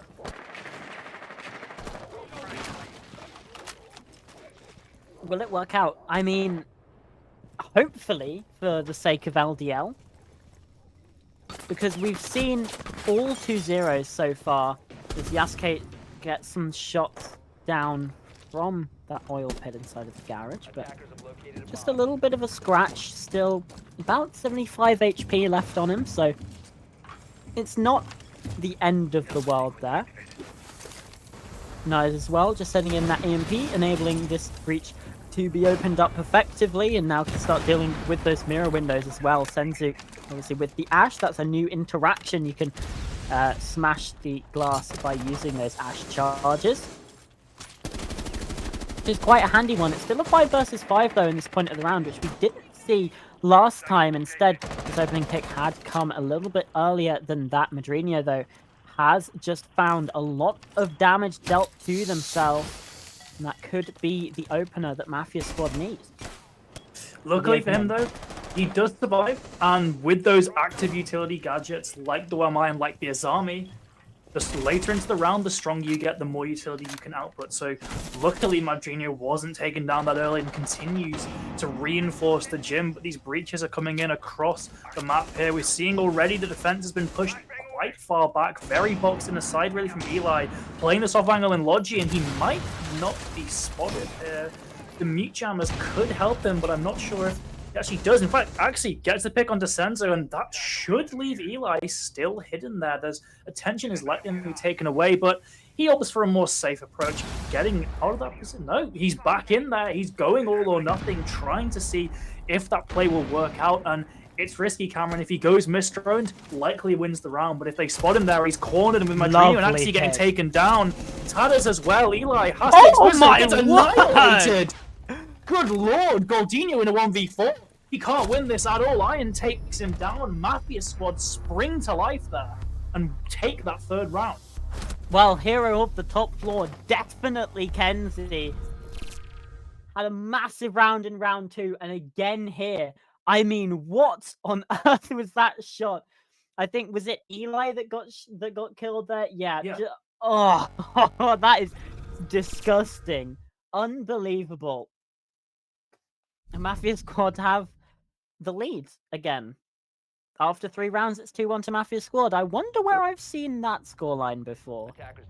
Especially as Joe, taking a look at Clubhouse throughout this season, 59% defensive win rate.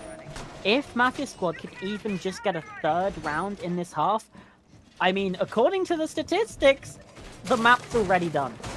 And they've already found 2 within the first 3 rounds. Yeah, and they've been 2 very dominant rounds. Yeah, and we've seen LDL struggle on the attack on Cafe as well, which is an easier map to attack than Clubhouse. Yeah. Theoretically, at least. I really sound like a broken record, but things just aren't going well for LDL. No, they're not.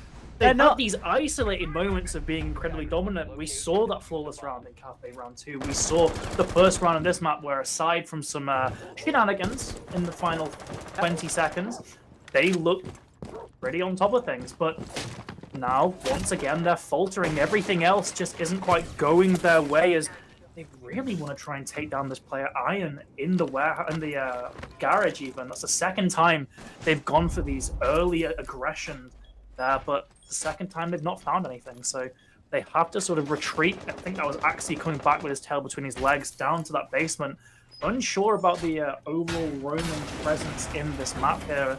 It looks to be quite much of a bunker defense here. You see at least 4 there, so it's going to be easy for Mafia squad. It's going to not be time consuming at all as long as their drone work is good, as Senzo looks to have just about cleared everything up. Sprinting back into bedroom implies that he's checked all there. So, yeah, they know that top floor is clear. They're likely going to very quickly realize the ground floor is clear too. And with just under 2 minutes remaining, that gives them so much time to plot out this execute, get all these hatches and angles open, and just take down any defenders that try and get a bit too over-aggressive.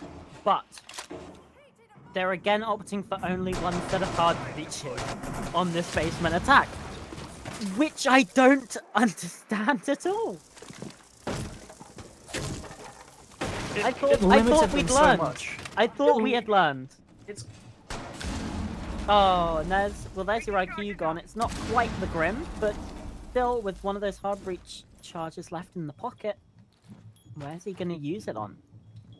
Because I assume one's been used in stock like it was that previous time, and then it'll be Moto again, but we know how well LDL can set up for that. We've seen it in that previous round. Yes, they got a little bit silly, but it was a 3 versus 1, and they happened to take some very silly swings. Oh my word. Speaking of silly, that was a little bit of silliness to come through on top of the jukebox. Tatters finds that kill. Iron does find a trade. Still a 4 versus 3 advantage for the Nurse Defense League of the defense, and time continuing to tick away. 40 seconds as the sand slips through the hourglass. Default camera still standing as well inside of bar. They've had control of that area for about a minute now. Small mistakes could possibly cost them a drone. Do they spot Eli in that corner? I don't know if they have, and he takes the swing round, finds a kill. Goldinho as well gets it on the action. Madrino as well. Everyone finding kills. Yasuke does find one. Surely they don't just keep on swinging in again. Surely not. With 10 seconds left, heading into red time. Nope, there's another swing. Surely they don't throw this away again. Guys, please just sit back and relax. That's indeed what they're doing now. This round is over. We have a tied up game, 2 rounds to 2. So LDL just need to sit still. They just need to chill. Just chill out. Just chill out. The thing is, it's 2-2, but honestly, in this map, I'm still not impressed with LDL's performance. They've only won those 2 rounds on basement, as we've continually been pointing out. It's against an attacking lineup where the only hard breacher is a Grim. They're exclusively going down main and dropping motor. Any team can cover those 2, a hatch drop and a staircase. It's nothing particularly sort of impressive here. When you compare it to how Mafia Squad have been on those other 2 attacks, it just seems like Mafia Squad are losing to themselves, losing to some weird strategies, weird lineups that they've cooked up. Luckily, they're opting for a Thermite here, but no ace, and the ace was particularly good previously. There we go, Klein finally swapping onto the operator. But I just don't understand why this same philosophy, which, you know, they're not stupid. They clearly understand you need to have multiple hard breaches because so much of Siege now is about sort of probing different areas. They must understand that because they're a competitive team. But that mindset clearly hasn't extended to that basement push for whatever reason, and it's cost them rounds that they really could have won if they had any kind of typical lineup there. Because LDL haven't necessarily looked the strongest on one of the strongest defensive sites in the game, in that clubhouse basement. I assume that construction exterior wall has been reinforced by now. It was left open. Potentially feet holes? Potentially feet holes, but, you know, just an upside down rappel, which is what most teams tend to do on that wall anyway, and well, it kind of renders it useless, especially if you can just chuck a thermite charge on there. I guess you can shoot it out through the soft wall. But if you have a player like Senzu inside a construction who's already found the swing, takes out one, traded back by Tatters. Brilliant trade there. It's 4 versus 4. Kanzi. Well, that was very, very dangerous. It's just overall sloppiness here as we see an attempt on a very strong angle, but Tatters repels it. As I was saying, overall sloppy play from both teams here, despite sort of brief sparks of very good performance. Senzu's particularly on the entry, getting a wonderful pick, trading that Ash for the Azami, a fantastic exchange for the attack there because it limits the amount of barriers that can be placed. But still, then there's no real cover for the inevitable repeat, and on top of that, we see Klein just taking a very sneaky, but now very known angle, and with Tatters being fed one, peeking and swinging across that mirror windows line of sight, it leaves Yasuke and Iron alone in this 2v4. They've got nothing to really play with anymore because Yasuke's outside. They're retaking this ground. Actually gets Iron. It's all on this Flores, and with windows being punched everywhere, it's almost classic LDL over-aggression in these last moments. With 52 seconds left, there's definitely a chance for this Flores here. He's going to really have to rely on the defenders getting too eager. And look at Eli, he can't resist himself. He's slowly creeping up to that window eventually. Thinks better of it, but still, Yasuke can just wait here, sit and feed on these defenders that will inevitably swing into him. He takes this construction position, eventually taken down by Eli. But just looking at the way those defenders were moving for a second there were 3 or 4 peaks coming out. They finally reined it back in, Cameron, but Yeah. it's still, it didn't look like an unlosable situation for them there. They were still playing very, very aggressive when they quite simply didn't need to. Luckily, though, for LDL, they've taken the advantage here, potentially the first time. Well, they got that first round, but the second time they've been in an advantage in a map, and still, of course, they're not an advantage in the series at all, 1 map down, but at least they've got something going for them here on Clubhouse. Yeah, I suppose so. And I will say, Tatters had a very good round there. However, it feels like a round that was mostly characterized by mistakes from Mafia Squad. And that's happening a lot. It's a round categorized by mistakes, or characterized by mistakes, more than brilliance and good play. And even when it is, it's one player has a good kill. And to be honest, a couple of those kills, Tatters was just fed, like, or one of them at least. It was a good trade, and then a lovely shot, and then was kind of just fed a third kill. And that third kill was the kind of pin that got untugged, and everything fell apart for Mafia Squad. If they don't feed Tatters that kill, they're in a much better position. It's a 3 versus 4 at that point, instead of a 2 versus 4 that very quickly became a 1v4. Yeah, Eli really just desperate for this opening pick. We commented in Cafe about how LDL, they live and die off an opening pick, and unfortunately, by the end of Cafe, even an opener couldn't save them anymore. Luckily, though, in this map, things are looking a lot better, but still, we're seeing that desperation early on to try and claim an early advantage at risk of losing your life yourself. Luckily, Eli doesn't overstay his welcome. He retreats back to safer ground, and no damage is exchanged to either party there. But still, it's emblematic of how, as I said, desperate LDL are to try and get an early advantage here. And luckily for Mafia Squad, they very much are into it. They're playing very, very cautious in these early moments, thoroughly droning out everywhere, because they know this team. They know how sneaky and how sort of ratty they can be in these different spots. So they're just doing their due diligence, not sacrificing any early damage. And it's a strategy that's going to make LDL's life a lot harder. It absolutely is. We can see some lines of sight that have been opened up by Klein as well on just the bottom sides of those panels. Just, you know, cut off some rotations throughout the bomb site. Obviously, that does provide a little bit of an opening for some potential impact tricks to come through. But instead, the attack isn't focusing on that side. Instead, we're seeing construction now having been opened up, and Senzu as well with some heavy focuses and that super shorty to open up a rotation for themselves. Plain patching out Tatters as well, who just got a little bit too aggressive. Yasuke finding first as well. That's on to Axie downstairs. Now, the attack of Mafia Squad can bring this back. And a 3-3 half, again, could be all they need. With Yasuke coming up these stairs, he hasn't been noticed, but turns around at just the right time. Adrenio finds that kill in a second. What a shot onto Senzu. And now Mafia Squad on the back foot. 4-2 half, potentially looking claimed by this defensive side. Is Klein still outside? Kenzie all by himself on an island, knows the location of Goldinho, but that's a lot of damage dealt back the other way. 35 seconds, Joe, left in this one. And to be honest, this seems like a done deal. And I mean, at this point, LDL, they've kind of stolen away a 4-2 half here. But they have absolutely no right getting. You've got to look at those basement rounds, right? You have to look at what happened there, as it seems like this inevitable slow loss of this final round on their attackers coming together. 10 seconds remaining. Kenzie's at least fed one. Can maybe get another exit for Agus. These LDL players try their hardest to die. Madrino, though, eventually gets Kenzie.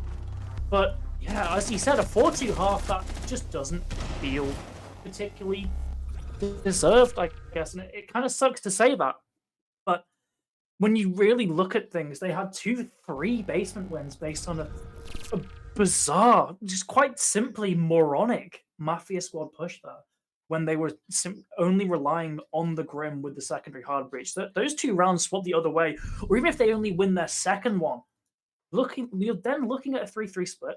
You're looking at something that really does favor Mafia squad as they head onto their defenses, and it means that LDL don't have this 2-round net between themselves and Mafia squad. So LDL, I can't fault them for taking advantage of the opportunities given to them. They No, certainly, as we've seen, they could find ways to have lost those base rounds if they really wanted to, but they identified the weakness of the push and they played to it. So very good job from them, and obviously very good job for what seems to be a very clear mental reset from that first map. But Mafia squad really let themselves down in that first half, if you ask me. It just seems like they gifted rounds that should not have been given the way of LDL and have given them that 4-2 split. Yeah, just general silliness on display from really both of these teams. You know, there are a few key moments where one team doesn't, or one team plays even marginally better. The outcome of this half could be very, very different indeed. So it's a tightrope walk, but somehow LDL are currently balanced, and if they can get 3 rounds here on the attack, which is a bit of a tough ask, but if they can, then, well, we're going to Oregon. Indeed, we might be, as Goldinho.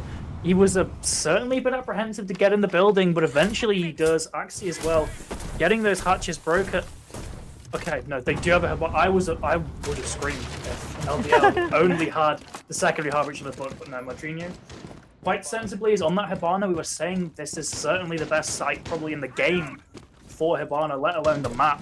So they should really be making use of that operator, but obviously having those secondary hard breaches as well lifts the load off Madrinho there, but it's definitely not a replacement for the Hibana, and that's something that Mafia squad simply didn't understand on their attacks.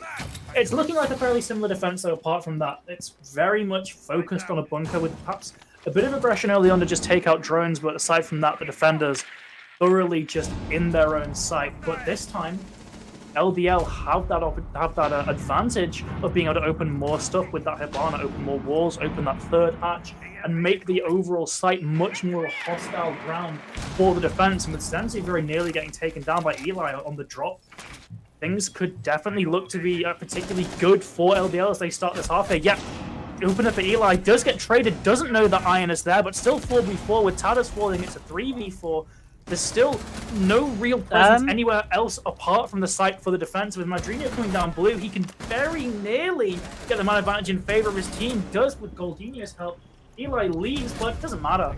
LDL win that attack, and again, Cameron, revolutionary ideas being brought by LDL here. Bring a Hibana on your basement attack. I mean, it's just absolutely outstanding. Like you said, it's a revolutionary idea. I can't think that anyone would have suggested that half an hour ago. That seems outlandish to me. Sometimes you just think of these things when you're knee-deep in a bit of siege. You know, no one could have possibly predicted it, but here we are. We're seeing teams utilize primary hard breaches. Who'd have seen that coming? Who'd have thought that would possibly happen? As we and it works as well. Oh, I mean, just absolutely incredible stuff. Color me surprised, honestly. But we have entered a very, very brief tech pause, and as we say that, player is back in the lobby, so we can head straight back into the game. But 5-2 for LDL here. We pointed out how last season they were one map down in their quarterfinal, and then they proceeded to win it, and then they proceeded to win the whole thing. And so far, the trajectory, it's looking quite similar, Cameron. They've certainly bounced back in map 2 here, and if they go to a third, they might have all the momentum they need on Oregon, and potentially for the rest of the whole finals bracket if they come back with this upset. So, well, it shouldn't really be an upset, but after that first map, you've really got to say it how it is. They shouldn't really be winning this, but they've done a very good job to recover from Cafe and how poorly things went there. And They are remarkably close to a dominant victory on Club. Yeah, and maybe after that cafe, the statement that LDL has a 9-map pool might not be fully true. But again, it could just be a blip. Not entirely sure. We can see them warming up. They also did say themselves that sometimes they don't take the game seriously enough. So potentially that's the sort of issue that we had on Cafe. But whatever it is now, they are certainly locked in and, well, doing a very good job of firing and staying on top here on Clubhouse. Like you said, it's a 5-2 game right now. And obviously, you know, it's kind of expected that the defense would win us, particularly on the basement. So the fact that we have the LDL victory coming right off the bat, potentially a bit of a wake-up call for Mafia Squad, a little bit of a warning shot as well. Because realistically, they kind of need 5 rounds in a row here. Because if we get to overtime, I mean, at that point, it's a coin toss. Fantastic. At that point, flip of a coin, you don't really know what you're going to get. Senzo has been taken down very low already. Even more of a warning being sent to this French side. Luckily for Senzo, with grenades kind of coming out of fashion, it will still have to be a gun that will likely take him out, so he doesn't have to worry about sort of rogue splash damage from explosives. But a bullet is exactly what he gets. He's down there, not taken out completely, so he will likely be revived, as it doesn't look like there's too much destruction above the kitchen as of yet. They're certainly trying their best to secure this. Unfortunately, Senzu is back on his feet and with even more health than I think he had when he was initially down, so maybe a bit of a blessing for him there. He can maybe feel comfortable taking a gunfight now, but it's still very, very slim margins for him. If he doesn't land that first or second shot with the MPX, he's likely going to die in these fights, so he's got to be very, very careful here, and it looks to be quite a similar attack for LDL here. They're going to be focusing on that hatch drop, but they have no Hibana. They have no... They have 2 sets of hard breach charges at least, so they can get all 3 of those hatches open. But the critical difference here is they don't have that element of surprise as they did in their first round. They are going to be expected to drop that Moto hatch, so they're going to have to change up something, and that change looks like that Grim going down blue, or Kenzie just not looking at the iron. What's happening here? They almost let Eli get away with that. If his ammo didn't run out, things could have been drastically different, but luckily Mafia Squad looked to be holding on with Madrina getting down, but I'm taken down, claim 2, Goldino's cleaning up. It's 1v2 for him, 1v1. He could very much clutch this, especially if he can get Madrino up. And look, Senzo, he's not even on site anymore. He's holding Diffuser from above, giving Goldino the opportunity to revive here. This could be big brain, Cameron, or it could be a critical mistake if he doesn't land those shots. Yeah, the thing is, the time ticking down as well. Only 20 seconds, and it doesn't look like they're aware of this position of the defensive player. He's found the first. That's Senso on a triple, but Gordino has found the diffuser. Is able to stick this plant. And I don't know if Senso was aware of it. He didn't notice that the diffuser had gone. Now on such low HP, master sound of the drop. The diffuser's planted. Gordino full HP. Watching for that rotation. Now should have heard those gunshots. Should know where Senzo is coming from. Another pre-fire comes on round, just holding that angle, staying prepared. Now takes the prone.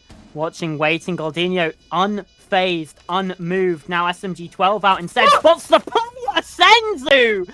A massive player in the first map for Mafia Squad. Comes up big again here in round number 8. Mafia Squad take this round. And now it's not match point, because it's 5 rounds to 3. I was this close to showering Goldino with praise there, because it's world's first sighting of an LDL player having that discipline in that sort of 1vx situation there. But then he just does nothing. He takes it one step further by simply holding his fire until he's given a concrete opportunity.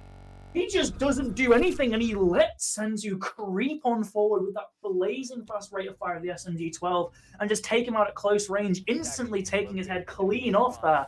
Fantastic play from Senzu there. Fantastic game sense to camp that diffuser, even if ultimately he did let it slip through his fingers. But he still played around his low health and really played a much more sort of calculated game instead of going for these sort of heroic gunfights. So congrats to him for that. But LDL, how are we throwing that away? We were on such a hot streak there. You were about to get match point 6-2 up.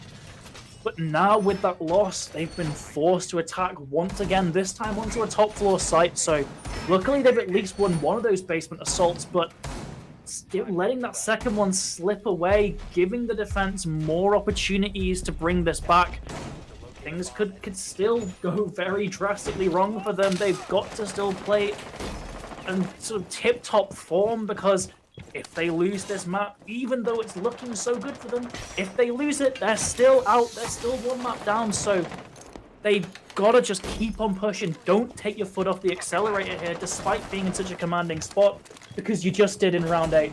And look how that went. And hey, one of your team players getting a clutch is certainly a way to get the momentum back rolling for your side. Spirits will be high after that one. It was a monumental clutch from Senzu.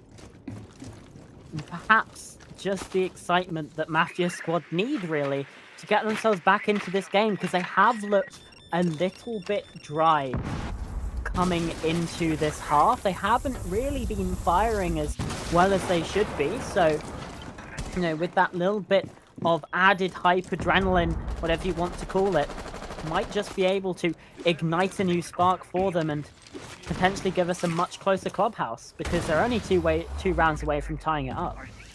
Only 2 rounds, you know. Crucially, though, they are on that attack, and winning attacking rounds can be easier said than done.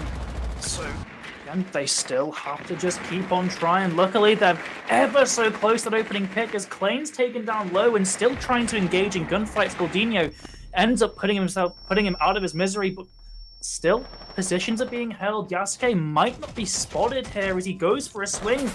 Almost cut down in an unwinnable spot there. Cut down by Axie as Kenzie now trying to hold too many angles. Taken down. Iron, though, goes slightly massive, gets 2 and quickly retreats back, still holding down these spots.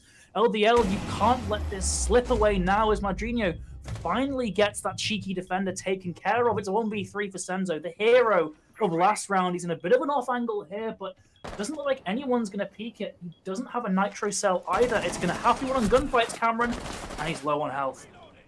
Yeah, well, now he's dead. So there it is. Match point for this attacking side, LDL. Leon's Defense League, if you want to say their full name. Doing well here inside a clubhouse. You know, when we were initially quite worried that, you know, if they lost Cafe, we were like, Mafia squad, they've beaten LDL on this map before, but it's just not panning out that way this time. And that's a worry, because Oregon's up next. And, you know, with Clubhouse with Oregon, these maps are sort of defined by being maps where it's all about the fundamentals, right? That is quite often what you say about these two maps. In particular, obviously, fundamentals are, well, of course, fundamental. But Clubhouse and Oregon is where you can really get exposed. And we're seeing a bit of a dip in performance from Mafia squad. I'm worried because Oregon can play out so similarly that they might just peter out in the same way. Yeah, they're both maps that very much test the team's ability to push from different areas, to execute and drone quickly, whereas on some other maps like Border, you can go for slightly different strategies, play more one-dimensional attacks. Not really on these maps. So yeah, it definitely does test those fundamentals. A big part of fundamentals are your synergy. And we've seen these teams, LDL is one of the sort of longest reigning teams. The different groups of players have played with each other so much as Yasuke, again, pinned down in this mirror position. A thankless spot, really, where he just has to try and survive as long as possible. But these players know each other very well. Can't be necessarily...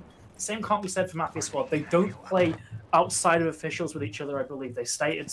So when you're coming down to these basic maps, if the team just simply knows their teammates better, they are definitely favored to win this. As Klein once again trying to get aggressive, he sees the head but can't find it. Goldinho likely should have been killed there, but instead takes down the defender, and LDL have that all-important opening pick once again.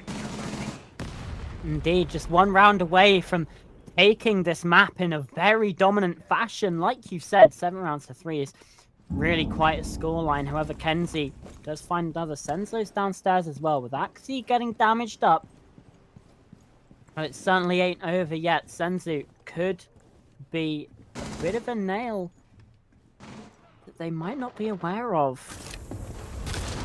Does get taken down, never mind. That's Eli. Ready, waiting on that flank. On the flank watch even. The drone is jammed by those signal disruptors being brought low by Kenzie the mute. But hey. Still, well, I was going to say still 4 versus 3. Nope, now 4 versus 2, and that's going to force Kenzie's hand. He's trying to get more aggressive here. Might just have been able to cross without seeing any sort of retribution. There's another kill. Madrinho being brought down low by Yasuke. And suddenly, this round doesn't look quite so winnable for LDL. They've got a lot of players on low health. And there's a jump in. Tatters has been spotted. A beautiful kill. Madrinho does get the trade onto Yasuke, who did take down Axie. It's now a 1 versus 1. And both of these players, they're aware of the position. Swing round, Kenzie! Another clutch for Mafia squad. This time, not quite a 1vx. It was 2 versus 4. But that's still good enough. Oh my word. Yeah, fantastic play there. And again, lack of discipline from LDL. We have Tadders vaulting in alone. No chance for a trade there whatsoever. And luckily, elsewhere, there was a trade onto the other remaining player, but that leaves Madrinho in the 1v1. And obviously, as the attacker, he's the one who has to make the play, make the push. Just gets cut down by the SMG-11. So now I'm just left wondering how many more of these can LDL really take before their mental starts to crumble. That's 2 1v1s that have been lost now. We could have very much seen a 7-2 match now.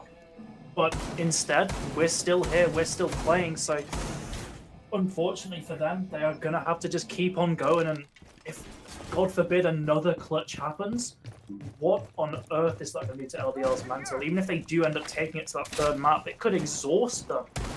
So now we're looking at things that kind of go beyond Clubhouse, that go into Oregon. As the longer that this map takes, the more tired these teams are going to be, and the more frustrated LDL might be getting as this victory continues to slip between their grasp. Luckily for them, though, they have been very good in these attacks. Aside from the fumbling at the very end, they've shown a massive improvement from Cafe. Their drone work has been much better, their team play has been much better, and they're finally bringing a Monty to just continue to keep going with these fast clears. And we thought we'd see on Cafe, but never showed itself. We're now seeing on Clubhouse. The question is whether one set of hard reach. Has, But no, one, of course. Okay, yeah. You really got me panicked there, Joe, and It's made me crazy. Honestly, is Goldinho gets an opener again? Yes, that's a... I mean, surely Kenzie's aware that that's open. Senzi's been taken down as well. I mean, this could be a very quick crumble on Mafia squad, but, you know, we've seen them in 5v3s before. We've seen these situations not work out for LDL in the past. Particularly thinking about this basement site, they've had a 2 versus 1. They had a diffuser planted. It still wasn't enough. But Senzo, the hero player from that round, has been taken out, so at least that's something. Turning back down to the basement. I mean, hey, I genuinely don't know what we're going to see. The round's kind of slowed up a little bit after those initial 2 picks. Actually trying to clear this utility. Come on, I believe in you. There we go. Took a bit, and Irons found a response in the meantime, but not before being shut down. So 4 versus 2, and something tells me that Oregon might be on the cards very, very shortly. Yeah, they've still got to deal with this player on that church triple behind that mirror window, but Clay's actually just dry peeking this, which is very risky, and instead opts to move away, flushed out by those bees, instead of going to Mote, so very much an off angle here, but not really met with anyone, as Tadders is now starting to march through towards site from tunnel, feeding that intel to the rest of his players. Goldinho gets one, it's all on Clay in a 1v4, LDL about to push it to map 3, Goldinho taken down, had his pistol out, but still, Diffuser's going down. Axie gets the case down. 1v3 now, as it's a team kill to finish off. I think it was Goldinho. Axie knows exactly where Clay is. They know a precise position as Eli eventually gets rid of him. And LDL, despite all of the negativity we were kind of saying before this map, they win it in very strong fashion here. Yeah, they certainly proved us wrong inside of this one. Yeah, it's very thoroughly dominant performance. I'm kind of lost for words a little bit, because Mafia Squad and LDL actually looked like very different teams from Cafe Dostoevsky. Heading into Oregon, we've said again, it's a map that relies on fundamentals, similar to Clubhouse. Does that mean we get a similar result? Does that mean that LDL get through to the semifinals? I think they just might. I think after the overall comeback of losing map 1 and winning map 2, but also the kind of the trials that they overcame in Clubhouse, we were saying how they got that 4-2 split, but it didn't really feel deserved. And we still thought they very much could still fumble on their attacks. And then they just come out there and demolish their opposition attack there. Really showed a lot of improvement, not just between maps, but in the map itself. So I think onto Oregon, we could see a very dangerous LDL side there, as Mafia Squad really just sort of seemed to lose the plot by the end of it, aside from some isolated clutches, completely hopeless on the defense. So they've got a lot to think about heading into this third round, and LDL, if they just keep playing like this, they can easily take this series on Oregon and get to those semifinals. Yeah, for sure, because it feels like a thing again. It's like Oregon's a very bread and butter map. These teams should know how to play it. They should know how to attack it. They should know to bring more than one set of hard breach charges on the basement. But aside from that, again, Oregon is a map where you expect teams to know what to do. And that means that strategically, it's not very complex. Fundamentals get exposed, but also it's a map that is very heavy on the gun skill. It's a map that's very heavily on those mechanics. And we know that LDL is a team of gunners. That's kind of how they build themselves. Oregon, as long as they can get those basic strategies down, should be a very good map for them.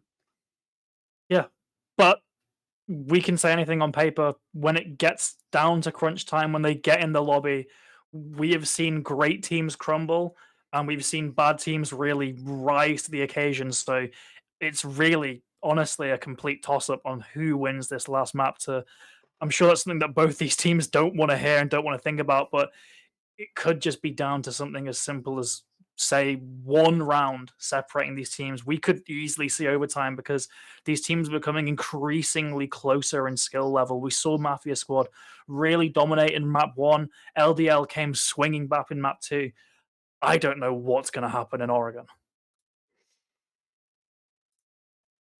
For sure, it's going to be an interesting one to watch. As I think we're just going to head over onto a little bit of a break here, and just between these maps, it's about 5 minutes or so. And when we come back, we should have Oregon on your screens. And believe me when I say this is definitely one to watch. So stay right where you are.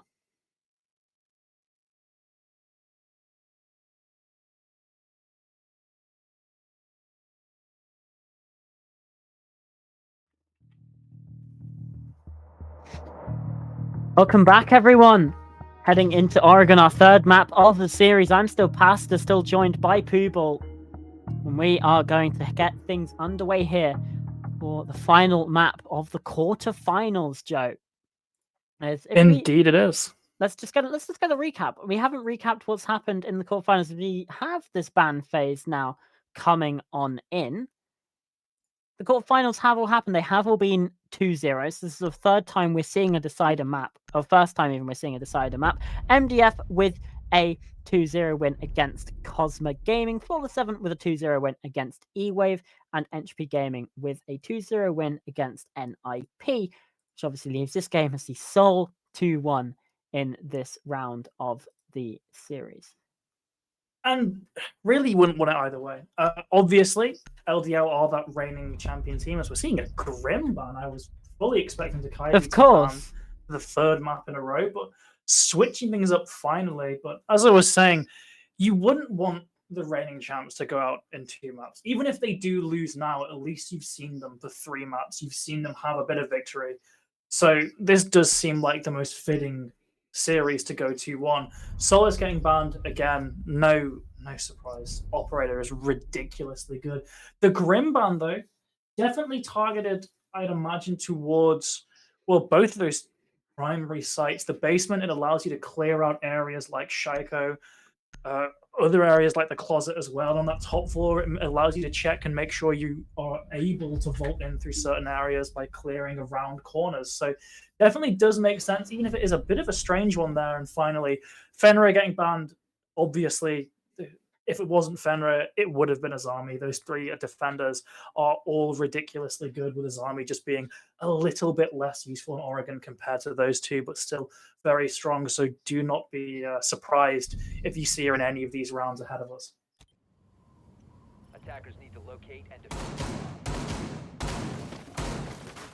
Heading into this first round, then we've got Legion in play. That's certainly not the standard sort of thing, and we are seeing some of those observation blockers come in as well. Did we actually see any observation blockers, really, in those first 2 maps? I don't necessarily recall seeing that piece of utility being brought along, Joe. You could probably extend first 2 maps to first 2 stages of the tournament, because the observation blocker has its niche uses, but especially compared to basically every other gadget, it just doesn't really stack up, especially when operators like Mute, like Mozzie, already act as anti-drone components on their own. You just don't need to then pick another operator for the observation block, which isn't even working from the looks of things, by the way. It just wasn't going to the right there, so it's caused a little bit of panic there by Axies having to replace it, but really kind of emblematic of the whole gadget there, that it doesn't do its one function that it's designed to. Incredible. Rainbow Six Siege is a perfectly coded game. There's never been a single bug. But enough about that.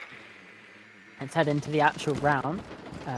Again, a little bit of an upstairs presence, although that's very quickly dealt with by Klein, taking out Goldino on this ground floor. And now some shots being peppered down by Iron as well. Just to try and pressure that defense out a little bit more.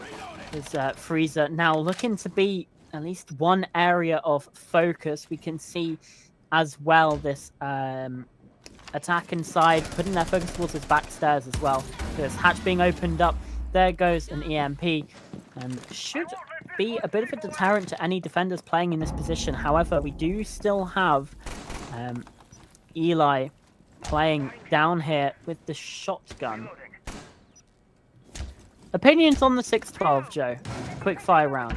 Well, before it looks like Eli is probably going to get killed, I would say that gun's not particularly useful. Instead, though, Madrino swings and gets one. Not before Senzo manages to maintain that man advantage, but that's Eli gone. And the 6-12, albeit it's been buffed like all the shotguns were, it's no point. The T5 is a very consistent SMG, and the main buff that has brought Legion back into prominence is getting that secondary shotgun. So not sure what Eli's playing there, just trying to play those tight angles around the stairway, I guess. And Madrino gets another to even things out, maintaining this equal man count. But look, Senzo's trying his best to sprint on ahead, but instead gets caught out. Kenzie's not even looking the right way. It's all left on Yasuke alone in the freezer. Got a broken mirror window at least to help him, and does get one, but can't just take out all these players. Is taken down by Tadders, and it was shades of that second map, Cameron. Very sloppy play, if I have to say, in that first round here. No, it definitely was. I mean, I have a little bit of a question to raise with Madrino. You're playing Warden, and yet your gadget's not on cooldown, and are yet still blindly firing through a smoke. Where if he did activate the glasses, he would have seen the position of the player inside the freezer and would have gotten the kill a lot easier. Obviously, it had no impact on the round. However, surely if you're bringing an operator and you have a perfect opportunity to use their primary gadget that would actively influence the round in a positive way for your team, you would take that chance. You absolutely would. Of course, the one thing you could say you're forgetting is it's Warden. And I think 70% of Warden players don't know that the glasses exist. As we see a bit of a Azami utility just wasted there by Axie. It might have been misplaced. There might have been a bit of miscommunication. Either way, Tadders is down one barricade there. Luckily, though, most Azami players have more barricades than they can possibly count by the end of it and have any real function for, so definitely not suffering too much there. Eli wants to get aggressive, second guesses himself. We're still seeing this LDL playstyle of trying their best to get this opening pick, and although it didn't go their way last round, they did still win it, so we can only imagine what would happen if they do manage to get up to a strong start this round. For sure, that being said, for Mafia squad, you know, there were some signs of promise there. Obviously, it did come down to 1 versus 3, but again, you have to consider it's the basement site on Oregon. It's, you know, pretty strong defensively. And there were definitely some positive signs. For example, finding the proactivity to get that opening pick, clearing out that roam very effectively on that ground floor. Not quite the same sort of thing this time. Instead, we've got everyone upstairs. So not able to leverage the ground floor, but still opportunity to try and clear some of these off-site positions. And there's actually an on-site position that gets cleared by Claim. Taking out Tatters, very nice kill. Yeah, I see the vision from Tadders. Not peeling back, actually fighting for that control, trying to catch one of his attackers off guard. But he did also just stand in the open when his position has been droned. Luckily, Madrino evens things out yet again, so we are left in an even man-to-man situation, which should put LDL on top, but that shouldn't. 2 kills going the way of Mafia squad. At the very least, Goldinho tries his best to help out with Kenzie flanking this player. It's all on Eli now with Claim taking down Goldinho, and he's not got a clue. Kenzie takes him down in a dominant round 2. Just the story of these past 3 maps, trading these first 2 rounds in equally strong fashions here, Cameron. And if history is anything to go by, then at the start of this round, or at the end of round 3, we'll have a 2-0 lead, 2-1 lead for Mafia squad. Thanks, Ogon, for that. I was going to say, am I imagining that, or was that on the screen? No, that was definitely that was there. Thank you. Wonderful. We're going to be seeing a reattempt of this top floor. Concerningly, they're opting against the Azami. We're seeing Goldinho bring the Thorn instead, and I've made my thoughts of Thorn abundantly known. I don't like the operator. I think she kind of sucks. I think Azami is a top 2 operator in the game, probably top 3 operator at the very least. So, not picking Azami here, and instead opting for the Thorn, I don't like it. Just because one strat doesn't particularly go well, mainly thanks to just an over-aggression from LDL. I don't think that's enough to warrant an entirely separate operator being picked here, and in my opinion, an inferior one. That being said, they're still sticking with this Thorn. She's still got a decent gun. They can potentially get a bit of intel from those Razor Blooms as well. But I just value the barriers a lot more as Kenzie's immediately getting into that top 4, trying their best to bring the heat as fast as possible, maybe catch a defender on the rotate back into Attic. Unfortunately, though, they've only been given tower control, nothing more. Yeah, for sure. And on that Thorn point, you had an Azami last round. It was over-aggression from said Azami that was the opening pick, and that means that the barriers that don't stay, that weren't put out and were instead in the pocket or yet to be generated, no longer have an effect. And it was quite an early opening pick, Joe. I think you'll agree, especially considering how long those Kiva barriers do regenerate for.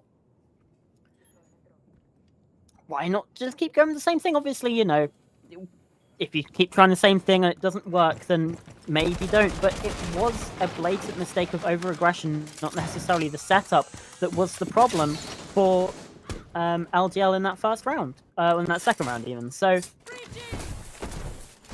yeah, a little bit confused by that, as definitely are you. Luckily, what can you no say? blood has been spilled yet, so at the very least, LDL off to a bit of a better start here, not losing any of those crucial operators. Still got plenty of utility left here. And as these breaches come out, Axi's getting very, very sneaky here. He's gonna just stay prone. That's not a vaultable hole. Only a single one of those ace charges went out, and the drone flies overhead. Now, if they droned him, Senju's got an easy kill here. In fact, they don't need to. He just runs on past. Axie taken down. LDL do not get that opening pick, but still, once again, another trade very quickly. But Senju is still on the march, still trying his best. Gets one, but eventually silenced. 3v3 as we enter this final minute. 3v2 as Madrino goes big, sees another, but taken down. Too aggressive. Gordinho alone in a 1v2. Well, where on earth has all of that action come from? And it was a Razor Bloom that forced Senzu from his position. He could have been safe tucked away reloading behind that table, but instead not to be. There's a lovely shot from Gordinho now in a 1 versus 1. Yasuke, does he know of this position of the last defender? Could have an opportunity to try and plant or at least fake something. But instead, we're caught in this 1 versus 1. Gordinho's peppering shots through, and it is Yasuke that shuts it down. And yet again, Joe, it's a 2-1 lead for Mafia Squad. Where have I seen this before? Oh, wait, the previous 2 maps of the series. Still, those 2 series may have started the same. They did go drastically differently, so there's certainly room for LDL to come back here, but that last defensive effort, they're falling to those same old mistakes, particularly that over-aggression, that lack of discipline. You know, Madrino gets all he needs to in that 1 pick, bringing the man count back to even. He doesn't need to extend anymore. There's not even a minute left on the clock. Play more time focus, try and make the attack in that sort of panic and that lack of time, make them make these mistakes, and then use that to your advantage. That's not what they're doing. Instead, they are actively peeking for kills when they just don't need to, and peeking into areas that are covered by crossfires. Sure, he knew there was a player in that closet. He might have even killed them if it was a 1v1, but it's not a 1v1. There are these multiple angles they're failing to consider, and it's resulting in them losing rounds and losing situations, which they just don't need to. It's a problem that's plagued them throughout this series, and they still haven't learned. And now in this final map, this is the best time you could possibly learn from it here. This is where you need to, because if you lose this map, you go home. And LDL, anything less than a second place, probably anything less than a first place, is going to be a disappointment for them, given the fact that they won last season. So they need to be on their best behavior here with their discipline. They can't be over-peaking things that they just don't need to. Yeah, like you said, runners-up in Season 5, champions in Season 6. What a shot that is from Klein. You know what? We'll give Gordinho a bit of a boost from that one. That is a very nice kill, but there was a drone there. There was a drone inside of green, and it did spot out the player. I mean, it's still a very nice shot, but needs to take free fire thanks to the information relayed by the members of the Team Mafia Squad. Teamwork on point. We've seen it throughout these games. When Mafia Squad have the better teamwork, they look very, very strong. They've had a couple of moments where that has faltered, but I mean, even still through Clubhouse a lot of the time, they did look like they were communicating very effectively. Indeed they were, and Nade gets thrown down. Obviously can't be cooked anymore, but still displaces that defender there, and Tatters in a very difficult spot there, assuming that there wasn't a player out there, but Senzo's patience very nearly is rewarded as Tatters almost taken out, but instead survives with actually quite a lot of health and maintains the elbow position. Hotel Balls come down now as they're trying to make this E-box position into essentially Swiss cheese to help spot any defenders playing around pillar, playing around the staircase, but still, we are not seeing it as of yet, but Iron goes down, actually gets downed by the Legion shotgun, but it's just not going to be enough. Axie taken down. Hang on a second. Eli gets another, gets a triple. Have I been bad-mouthing the weapon? He gets a quad. The double shotgun, the Legion, potentially going for an ace here, but it's Senzu on full health. Eli, his lethal range is so close, and the Ash breaching charge is all he needs, but Eli gets away, plays around the corner, he goes, surely not! I apologize, 612 SD. I was not familiar with your game. Eli, what was that? That was unbelievable.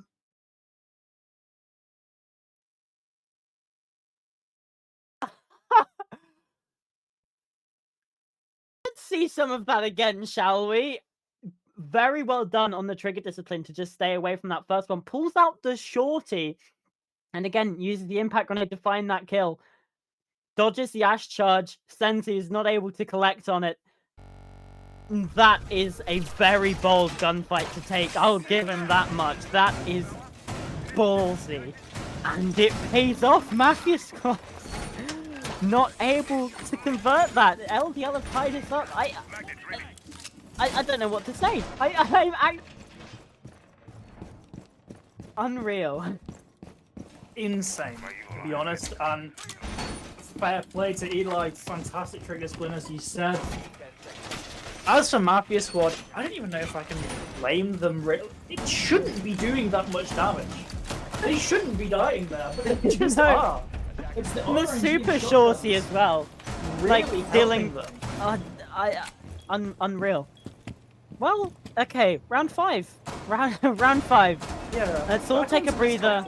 Let's relax. Top floor again. Well, don't relax too much, Cameron, because we are seeing a Maestro. That is true. It's not as sort of bizarre as a double shotgun Legion, but still, Goldinho on an operator that doesn't see a lot of play here. And we're also still seeing these observation gadgets for the Jaeger of Axie, so it's still by no means a traditional defense, but it's more normal than what we've just seen as Axie being very aggressive around Zulik here, trying to potentially bait out a drone in an entry, but can't, as Eli certainly gets one of his drones taken down there. Still playing very, very passive down here. Axie takes the heat from that drone, so I don't think Eli's been spotted there, as Axie's going to try and kite them away. Eli could definitely get away with a backstab here if does get spotted. Kenzie's aware of that position. Does read into the swing, but sneaks away at just the wrong time. Eli still be up for a flank here as Kenzie misreads the situation, assumes the defender would be coming from the basement, and they pass. Potential for a very, very crucial engagement here, but instead it's Senzu walking up the white stairs, but can't make magic happen this time. 5v4 as LDL take advantage in round 5. This is one of those rounds where I feel like I need to be biting my fingernails or something. It's very, very nervy. I'm sure the players will be feeling it as well, especially with how close those two players got. Axie's now taken down upstairs by Yasuke. But Eli is here inside of the kitchen, doesn't know of the position, and Kenzie somehow lands the shot, nearly taken down by that Maestro cam. Of all things, Evil Eye zapping away, dealing a little bit more damage, but let's maybe not relax, or maybe let's do, just for a little bit, calm ourselves down, because we still got an execute to go left, Joe. 3 versus 4, still winnable for either of these teams, but pressure from the big window now as well is another angle to divert the attention of this defensive side. And they're still so long. 40 seconds are going to feel like an eternity. He's been droned. Goldinho's in a very tough position. Looking left, looking right. Has to spin around, head on a swivel. And there's the run on through. Iron does get spotted. There's a trade from Klein. Yasuke as well. It's all on Tatters. 1 versus 3. He's inside of Attic, but there's only 15 seconds. Does he know? Well, the gun barrel's certainly going to spot it out. Picking up the diffuser, they now have it. Plant being secured, and this drop is being watched, but Tatters lands that shot. Still long range from Kenzie from this closet, and now the plant is secured. 45 seconds on that clock. McLean watching close, Kenzie watching far. Tatters, all he has is an SMG-11 and a shotgun. Doesn't have a C4, doesn't have much health either. Only 10 HP, and there's a swing from Klein. And there's a kill. Mafia squad claim back the lead that they had just one round ago. That was perhaps unjustly taken by the 6-12 and Super Shorty combo. But they have the lead again. And it is 3-2. And having the lead on attack on Oregon, I mean, what's your take on that, Joe? Because I can tell you the side statistics in a minute, but I mean, where do you think this one leans? Well, I would imagine, sort of numbers-wise, it would be in the 50s.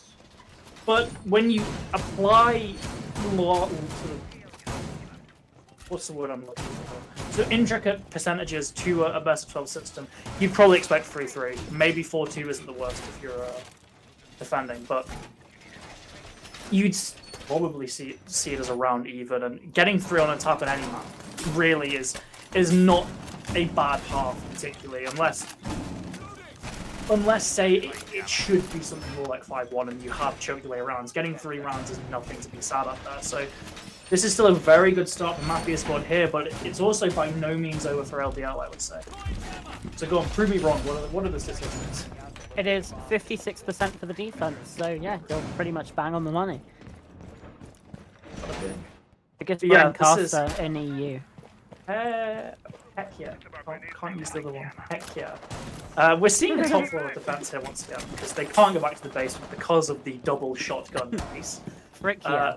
We're not seeing that Maestro this time. Instead, back to the Thorn. So still not the greatest fan of that, but there was almost something built up by Goldinho last time. It was down to a 1v1 there, couldn't quite win it out. So at the very least, it has shown to be an effective pick here. We're also seeing this Maverick, an operator that has kind of crept back into play with just how bad grenades are now. These operators that had them previously taken away are seeing a rising pick right here.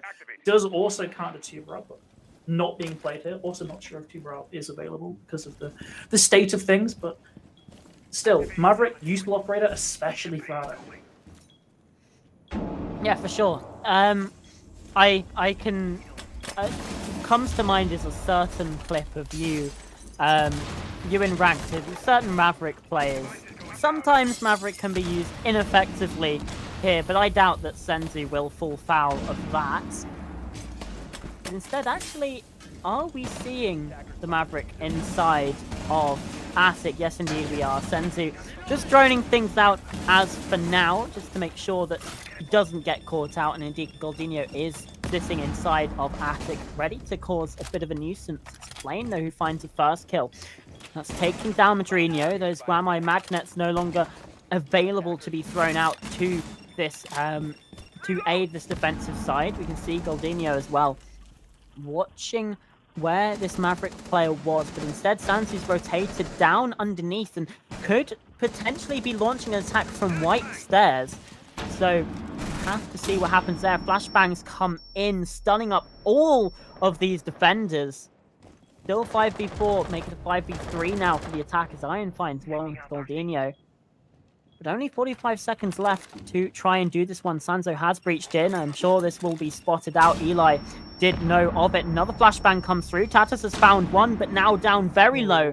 And Senzo might not be watching the right side. Here comes a swing from Eli. Very scrappy gunfight, but it's now 3 versus 3. Made 3 versus 2 by Tatus. Eli can't land that shot. Shotgun out now from Tatus. Axie as well down below. Lesion worked once before, maybe it can do it again, but it's Tatters this time who's finding the impact. Now 1 versus 2 for Iron, only 10 seconds left, heading into red time. He spots the player, the Razor Bloom, and that's gonna find the kill. How on earth has that round fallen away from Mafia squad? It's a 3-3 half. I'll tell you what, that single half of Siege has probably done more than anything else to discredit my opinions on this game. We had the 6-12 somehow killing 5 people, and then we had a round 1 to a raise up boom. So I just don't listen to anything I have to say about the game, I'd imagine, because To be fair, there's been some silliness here.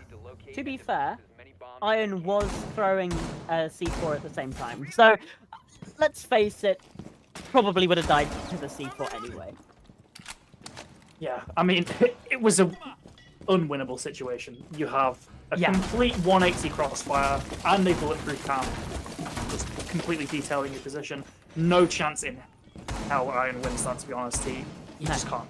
So, unlucky for him, but at the same time, you've got those 3 rounds. You can also just sort of take that on the chin, realize, yeah, there's nothing I can do there. Oh well, just play next, really. Don't get too stressed on it, because Mafia squad have come a long way here. They just need 4 rounds, but the same can be said for LDL. They both need to just stay cool, stay composed, and Mafia squad can really actually enjoy the advantage they've been given here, as they have that 3 rounds to their name as they head onto the defense. So statistically, you would maybe give them a little bit more of a chance of winning this.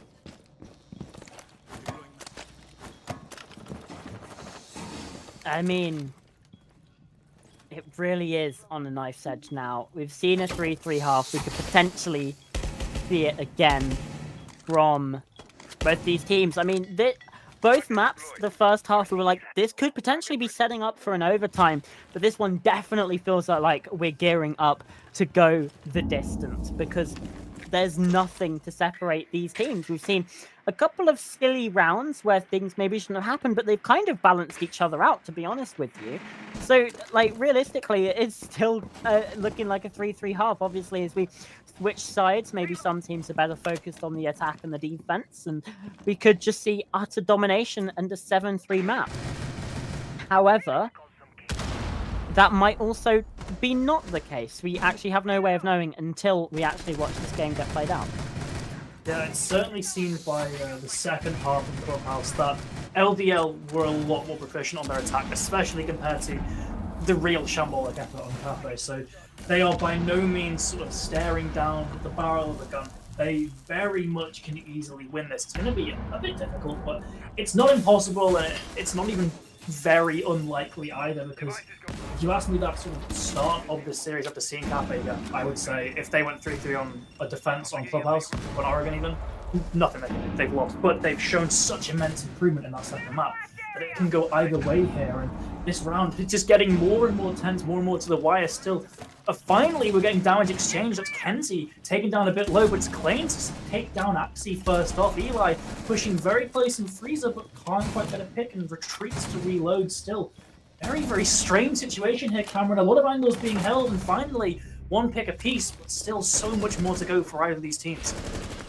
And the flashbangs caught out by the magnets. That's certainly not going to help the attacking effort inside of Freezer. 3 of these attacking players here. Kansi is watching, waiting, but there's the push in from Goldinho. Came in through Pillar, finds a second kill before the trade from Iron. Looking through from Bunker, and Iron's been taken down as well. Now it's just Klein in 1 versus 2. His position's been spotted. What a shot onto Medinho. And now it's a 1 versus 1. Potentially Iron could get picked up here, make it a 1 versus 2, but no. Tatter's now in a situation, and the swing was you just wandered into the line of sight. Reloading, you can't believe it, Joe. I can tell by your face. That's not the play. Obviously, hindsight is 2020, but you know he's around there. You know he's definitely to the left. It must be the time. It must be, as we've sort of seen players can make mistakes when under pressure, under stresses. Strange Dragon has appeared on our screen again. But it must have been the time and the pressure to get something down. You realize that, well, I've not got time to thoroughly smoke this opponent out and play these long games. I have to get to site. I have to get the feeds down. I have to reload it. I have to try and kill this guy. So many different thoughts going on through their heads. So, of course, they're probably going to make a mistake. But what an anticlimactic way to end that round, which was otherwise full of an explosive push and explosive response from the defense there, but sort of ends with a very easy kill for the side of Mafia squad, and they retake that lead here. So still very, very close. The defense edging out in the first round, but They've still got to win 3 more, and as we were saying, LDL looked to be a very strong attacking team on that previous map of Clubhouse, so things could still easily play out in their favor. They're running a very sort of flag-centric lineup here. The Ash, the IQ, the Nut, still bringing a bit of utility in that Thermite, in that Flores. They're trying to just fight this threat head-on from the looks of things, and that Goyo is going to be no chance for those Flores threats. I mean, we've seen Twitch do some damage to Vulcan cancers before. Ooh. Brilliant drone, brilliant free fire. LDL, what a start. Medinho as well to this round at least. And Klane's gone down as well. It's a 5 versus 3 right off the bat here, Joe. Potentially even more damage being dealt. We saw Eli take some, but it's Medinho upstairs. Wow. All of a sudden, it's a 1 versus 5. We've only seen 55 seconds of this round, and Yasuke is all alone. It could be a flawless round. Tatus is starting to get that diffuser down. It could still be a flawless, and it is. The down came through, but it didn't matter. Actually, not dead today. It's just pure chaos. The way you see the collective sort of hive mind of LDL when they find that last player and 4 of them come running through a doorway. It could have gone wrong, but at that point, there's so many people all trying to kill the remaining players of Yasuke. It probably, in no reality, actually does go wrong. We could point that and be like, oh, that's LDL having discipline problems. Again. Oh, but I think they deserve it after just stomping the rest of the team in the first minute. For sure.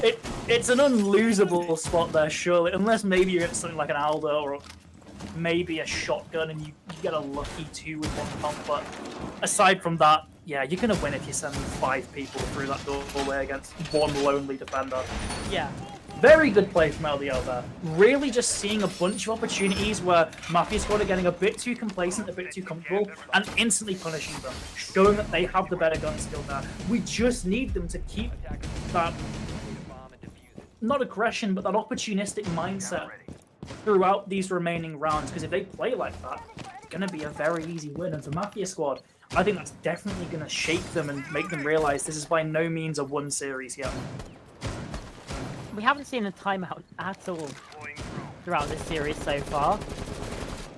If LDL continue to win rounds very easily, I would hope and pray that we see a timeout from Mafia squad. If this is another stompy round, at that point it's 5-4.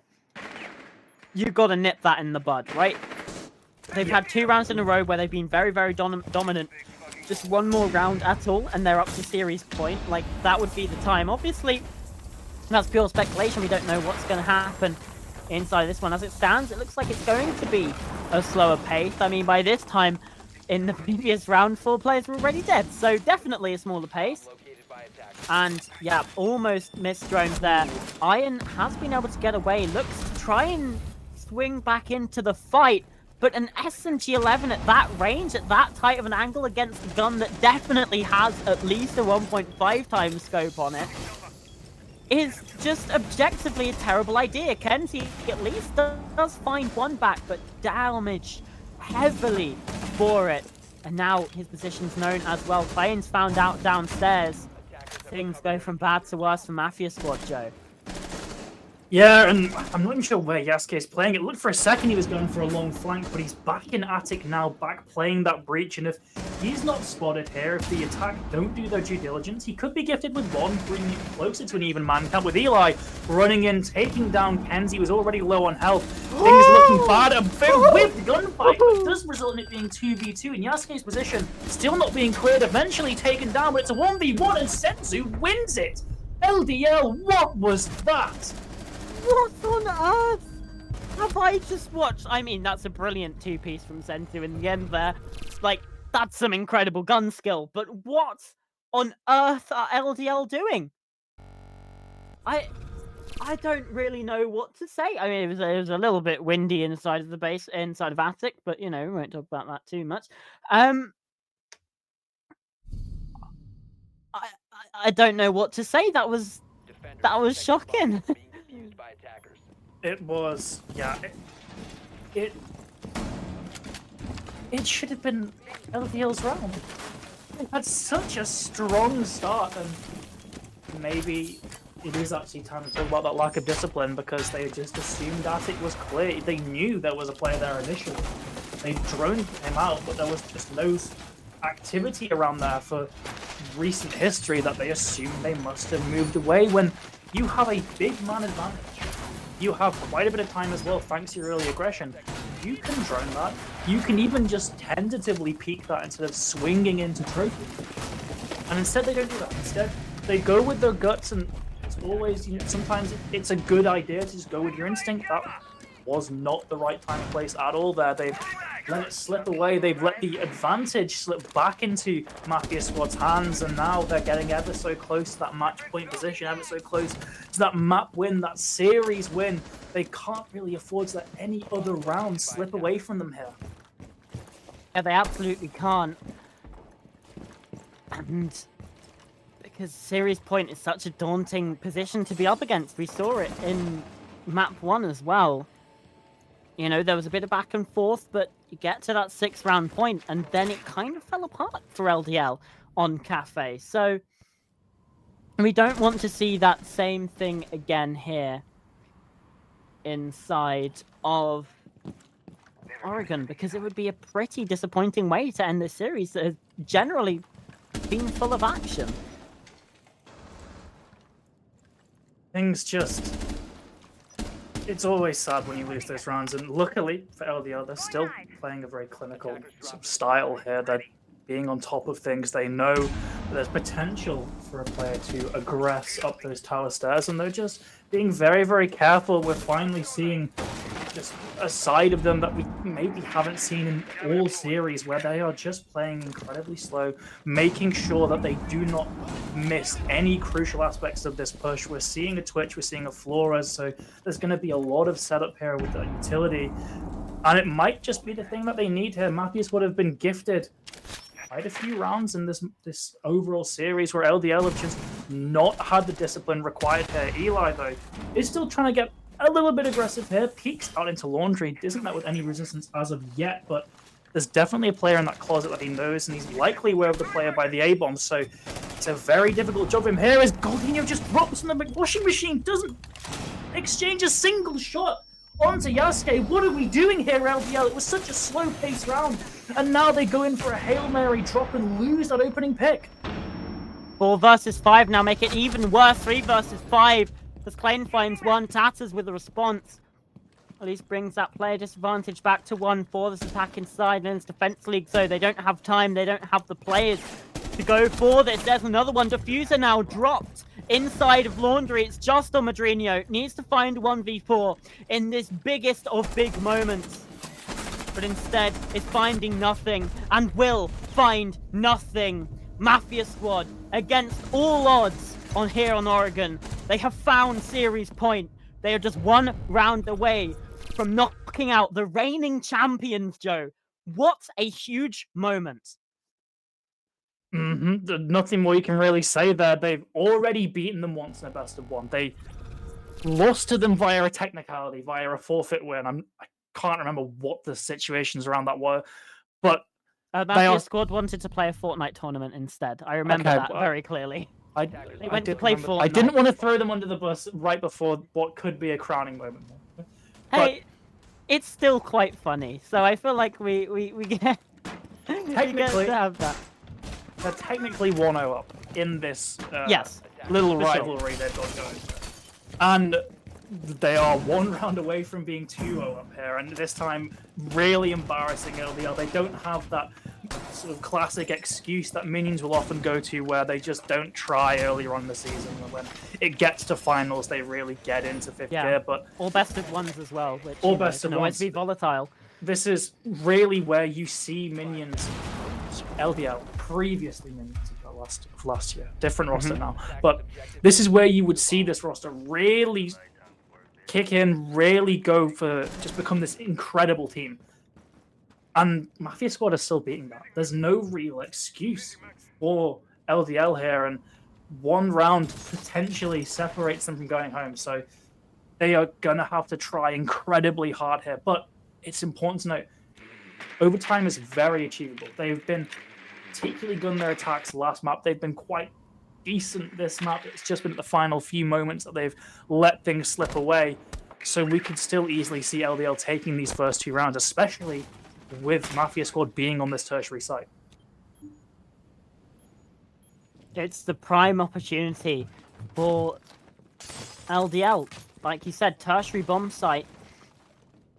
It should be something that's very easily won for them. A little bit of delay in opening up this wall, just getting into a nice safe position before they do go for that, and that's exactly why the C4 route over the top doesn't find anyone or anything, because they just took that extra time to reposition themselves. However, you do still have Senzu on the bandit, who's just going to be denying a little bit of this hard breach on this ground floor wall instead. This is obviously leading directly on towards that back bar. It's direct site access for the attack inside, and they should be able to get control of this area fairly quickly. You've got someone watching from above, and you do have these walls being opened up now. That should be a way for them to get in. The diffuser is up here on the top floor with Tatters. There's an opening pick from the defense. Iron downstairs, actually all the way in the basement, has found the opener, and that's Madrinho on the Thatcher going down. Not entirely sure the complete circumstances that led up to that, but they do have a way in. They just have to contend with now some utility and some guns instead. You've got the Echo drones, you've got still 5 defensive players left alive. Senzo and Iron are very low, however. This could really be anyone's round at this point. Galdino does take down the first. That's Senzu falling. 45 seconds left. You need to go for an execute fairly quickly because, again, those Echo drones are going to be very dangerous, and Kenzie's found another kill. That's Tatters down as well. 3 versus 4. I'd say 3 versus 3 suddenly looks a bit more winnable for the attack inside. So there's again another kill. Eli onto Iron. We don't know the vertical. Galdino lands a shot anyway, and Eli shuts it down. LDL take advantage of that tertiary bomb site. It was by no means the cleanest, but hey, a win's a win. Now just 1 round away from bringing it to overtime, Joe. Yeah, and it was quite a delayed push as well there from LDL. They did a lot of setup there, and they just won those gunfights. The moment that round is really won for them is that quick flick onto the hatch there. It looked like the plant was caught completely off guard. No, they realized there was still a player above in the attic. They take that opportunity. They get that pick. Bam, easy. From there on out, you're no longer just in these direct trades. There is a continuous advantage for LDL as they finish up those remaining players. So very good job for them to just stay hanging on. But we still are in this situation where there's 6 rounds of Mafia squad. They have to win 1 more for LDL, and it's going to be on this top floor on a primary or secondary site here. They don't have the opportunities of that first floor anymore. So instead, they are going to have to win on a much more defender-sided site here. Luckily, we did see a very convincing flawless round from them when they attacked here previously, but that was due to a lot of aggression from Mafia squad. And I would think being round 12 here, 6 rounds of Mafia squad, they're going to play a lot more laid back in comparison to what I believe was round 8. That sounds about right, yep. Got that quick maths going on. But here we are, into this round number 12. And indeed, it seems to be a little bit slower going this time around. Obviously, we're heading towards this 2-minute 30 mark, and still no one's dead. So there's at least that. Klein was at least thinking about it. That master bedroom door was being opened up. Did think about going for a swing. Instead, still prone here, droned out, will be the giveaway, the sign that they want to just get out of there. The EMP grenade goes in. I don't think there's any opportunity to trick this, so that's a breach open fairly quickly as well. Decent start and decent progress for LDL if they want to win this round, which obviously they need to. It's going to be good. Klein, very aggressive, does take the swing out, and now he's caught in a very difficult spot, has to dip away. And somehow makes it, but goes for the re-peek again. You don't need to be peeking this. Indeed, just falls back, gets out of there, but no, the flames catch him out, and Tatters finds the opening pick. Advantage LDL. Yeah, that just real misplay from Klein there. Sure, he goes to the re-peek, but then he can still hold close to that wall, at least make them force the attackers of LDL to clear him out, but instead gives them a freebie on that cross. So giving LDL that opening pick, the opening pick that they've been able to use so well across this series, and potentially propping them up to get to overtime. Still, though, 4 other defenders remaining from Mafia squad that LDL need to take down here. And despite all of this destruction caused by the Flores drones, they're still holding their positions. Iron is eventually going to have to move because of those Goyo canisters, but still, all he does is prone to avoid the flames. He can still hold this window, can still stop this attacker from getting in if he wants to. And it's just bleeding time for LDL here as Mafia squad are not giving away any of these other picks. Iron goes for a blind pre-fire. Hail Mary still drops down, survives in fact. Great play from him as Mafia squad are still holding on, still preparing to deal with this play. To deal with this execute as Iron is eventually taken down by Axie. It's mainly onto Yasuke. If he can stop this player, he could potentially still be in for a map here. Senzu takes down Tadas. It's 4 versus 3 as LDL dangerously close to executing, but still trying to get these picks as Goldinho's gone absolutely massive. A 1v3 now. Yasuke alone in the bunks, trying his best to get anything he's dealt with, but still, these players now suddenly playing a lot more laid back, going for a peek together as Axie takes him down. As LDL, they hang on. We get to that first overtime of the series on the final map. Well, it was certainly screaming for it. We've had an absolute banger so far. And indeed, into overtime we go. Very nice play there from LDL in the end of that round. Laying back, setting up a crossfire. And as soon as Yasuke stepped into the sight lines, they both pounced. You had the diffuser about to be planted as well. So a lot of contingency plans for if that went wrong. But they didn't end up needing them. Into 6-6, we've had 2 3-3 halves. So really, who's the advantage to? I would say LDL. They've just come off the back of winning 2 rounds in a row. They're going to be feeling pretty good about that. You know, they're starting to build that momentum up, but we do have a basement defense here from Mafia squad, which is by far the strongest site on the map, and we've seen that. I don't think... Have we had an attacking win on this basement? I think if there have been, it's only been 1, right? Yeah, I think we've seen quite a few rounds that start pretty well for the attack, where they do their roam clear very well. They manage to get to the site, they even manage to get a man advantage, but then it all falls apart in the last 30 seconds. A player on the defense is absolutely huge, takes them down. So I believe this site, it remains with a 100% defensive success rate this map, but still, that can change here easily. We've seen some very good attacking efforts from LDL in these past few rounds, so they should easily get to that 7-6 position, take match point for themselves, and that would force Mafia squad into a very bad spot here. Speaking of Mafia squad, we're seeing a very much anchored defense here. No one, I believe, roaming away from that basement. Klein potentially going to try and kill some drones. That he does. Places a magnet as well to maintain that defensive position here, but still just waiting really for any of these attackers of LDL to push and prod at the site.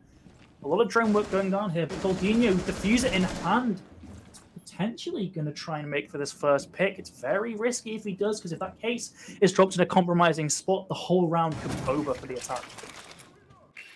Plenty of time, though, for this attack inside. They're already opening up this hatch from the first minute almost, so, you know, they're making good time. They've got plenty to try and work the angles that they have to work the positions. My only concern is there's only 1 point of pressure at the minute, which is the hatch, which is this sort of pillar room. Obviously, now we start to get a little bit more inside of Blue Bunker, but I mean, generally, you try to have at least one person inside of Freezer or inside of Laundry to try and force the attack, the defender's attention from elsewhere, and we just don't seem to be getting that right now.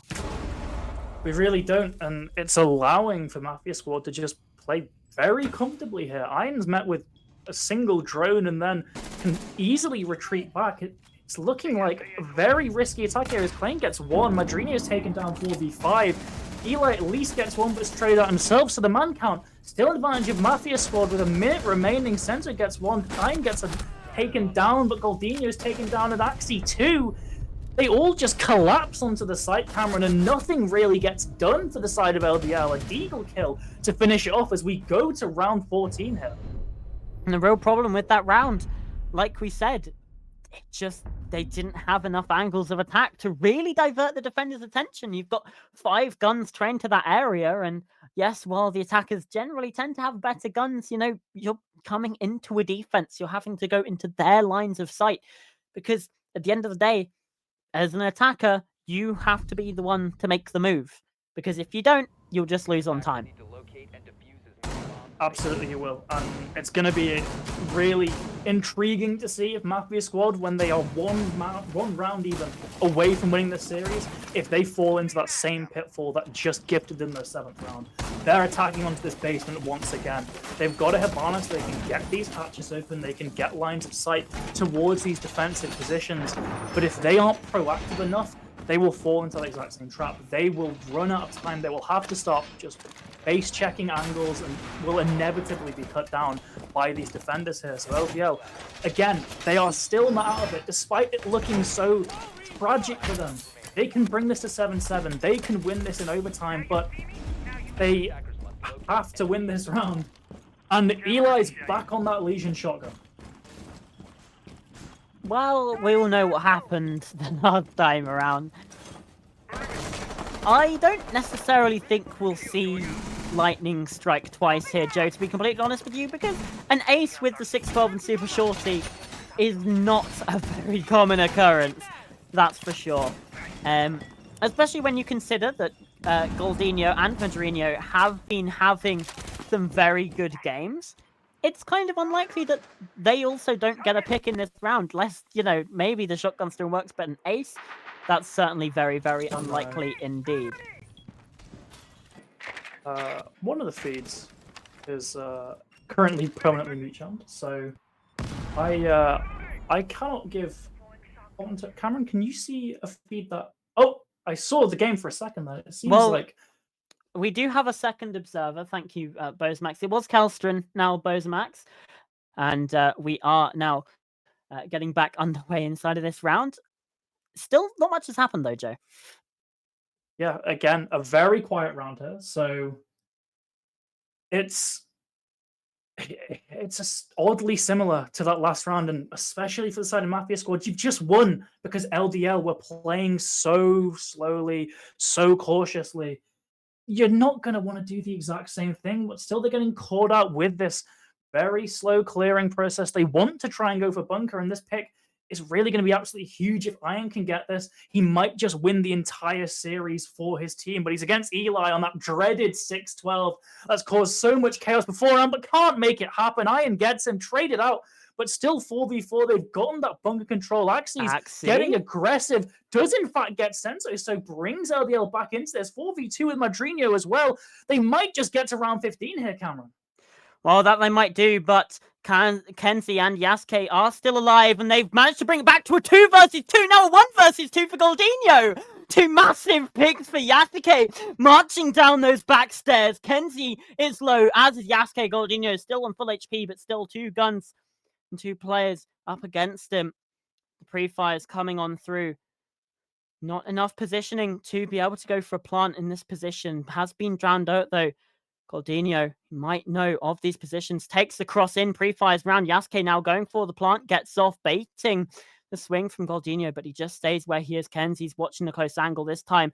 Yasuke does go for the stick. And there's a pistol shot out. Does find that 1 kill. Can he get the second? No, runs away. And it is all over. We won't have a repeat champion because Mafia Squad have done it again. LDL eliminated in the quarterfinals, Joe. What a story for the French side. I know it's going to be massively disappointing for LDL. I personally thought we'd see that repeat. They looked so strong throughout this season. Mafia Squad, their opponents today, being the only team to take a map off of them in the entire season. And yet, here we are. LDL eliminated Mafia Squad poetically 8-6ing them in that final map. The same scoreline as that clubhouse earlier on in the season. And LDL are gone. As you said, new champion, Entropy, they remain as being that only back-to-back champion so far. LDL look to be giving them a real run for their money here, but taken down at not quite the final hurdle, but still so late in the game.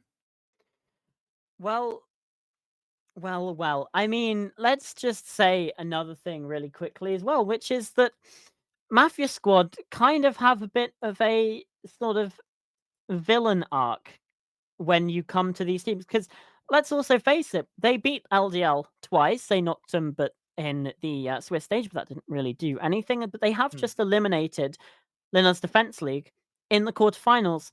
In their previous series, they eliminated Minions, which was, previously what LDL was playing under in that fifth round of the Swiss. So they've kind of done the 1-2 punch on, in terms of previous champions. Alex Northy's still on that Minions team. Yeah.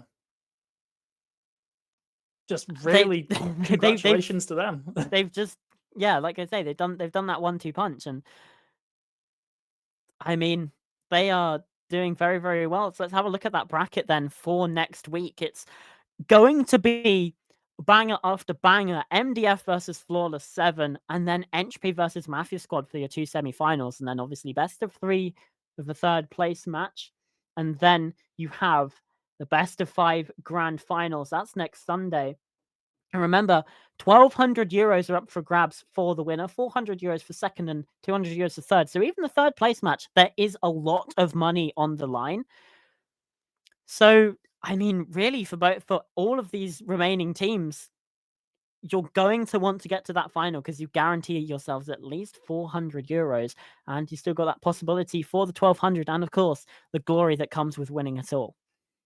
Yeah. So with LDL taken out, as we've been saying recently, new champion time, and the whole scene is really heating up here with these final four. We've got MDF, which still not, to my knowledge, the exact same team that was second place last year, but still remnants of that roster. We also have remnants of that 2-time winning Entropy roster in Flawless 7 as well. So Indeed, we we are do. potentially still going to see some repeat champions. Obviously, the same team will not be winning, but some players might still have more trophies to put in their cabinet. So there's a lot to look forward to in the following week. So I think with that all said, we are pretty much done here, Cameron.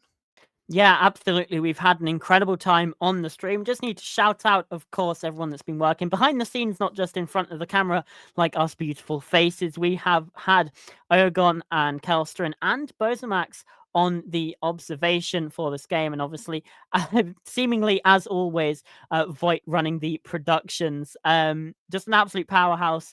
And obviously, thank you to all of you viewers at home. So I've been Pastor. I've been joined by Pooble.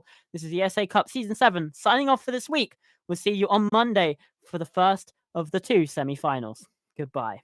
Bye-bye.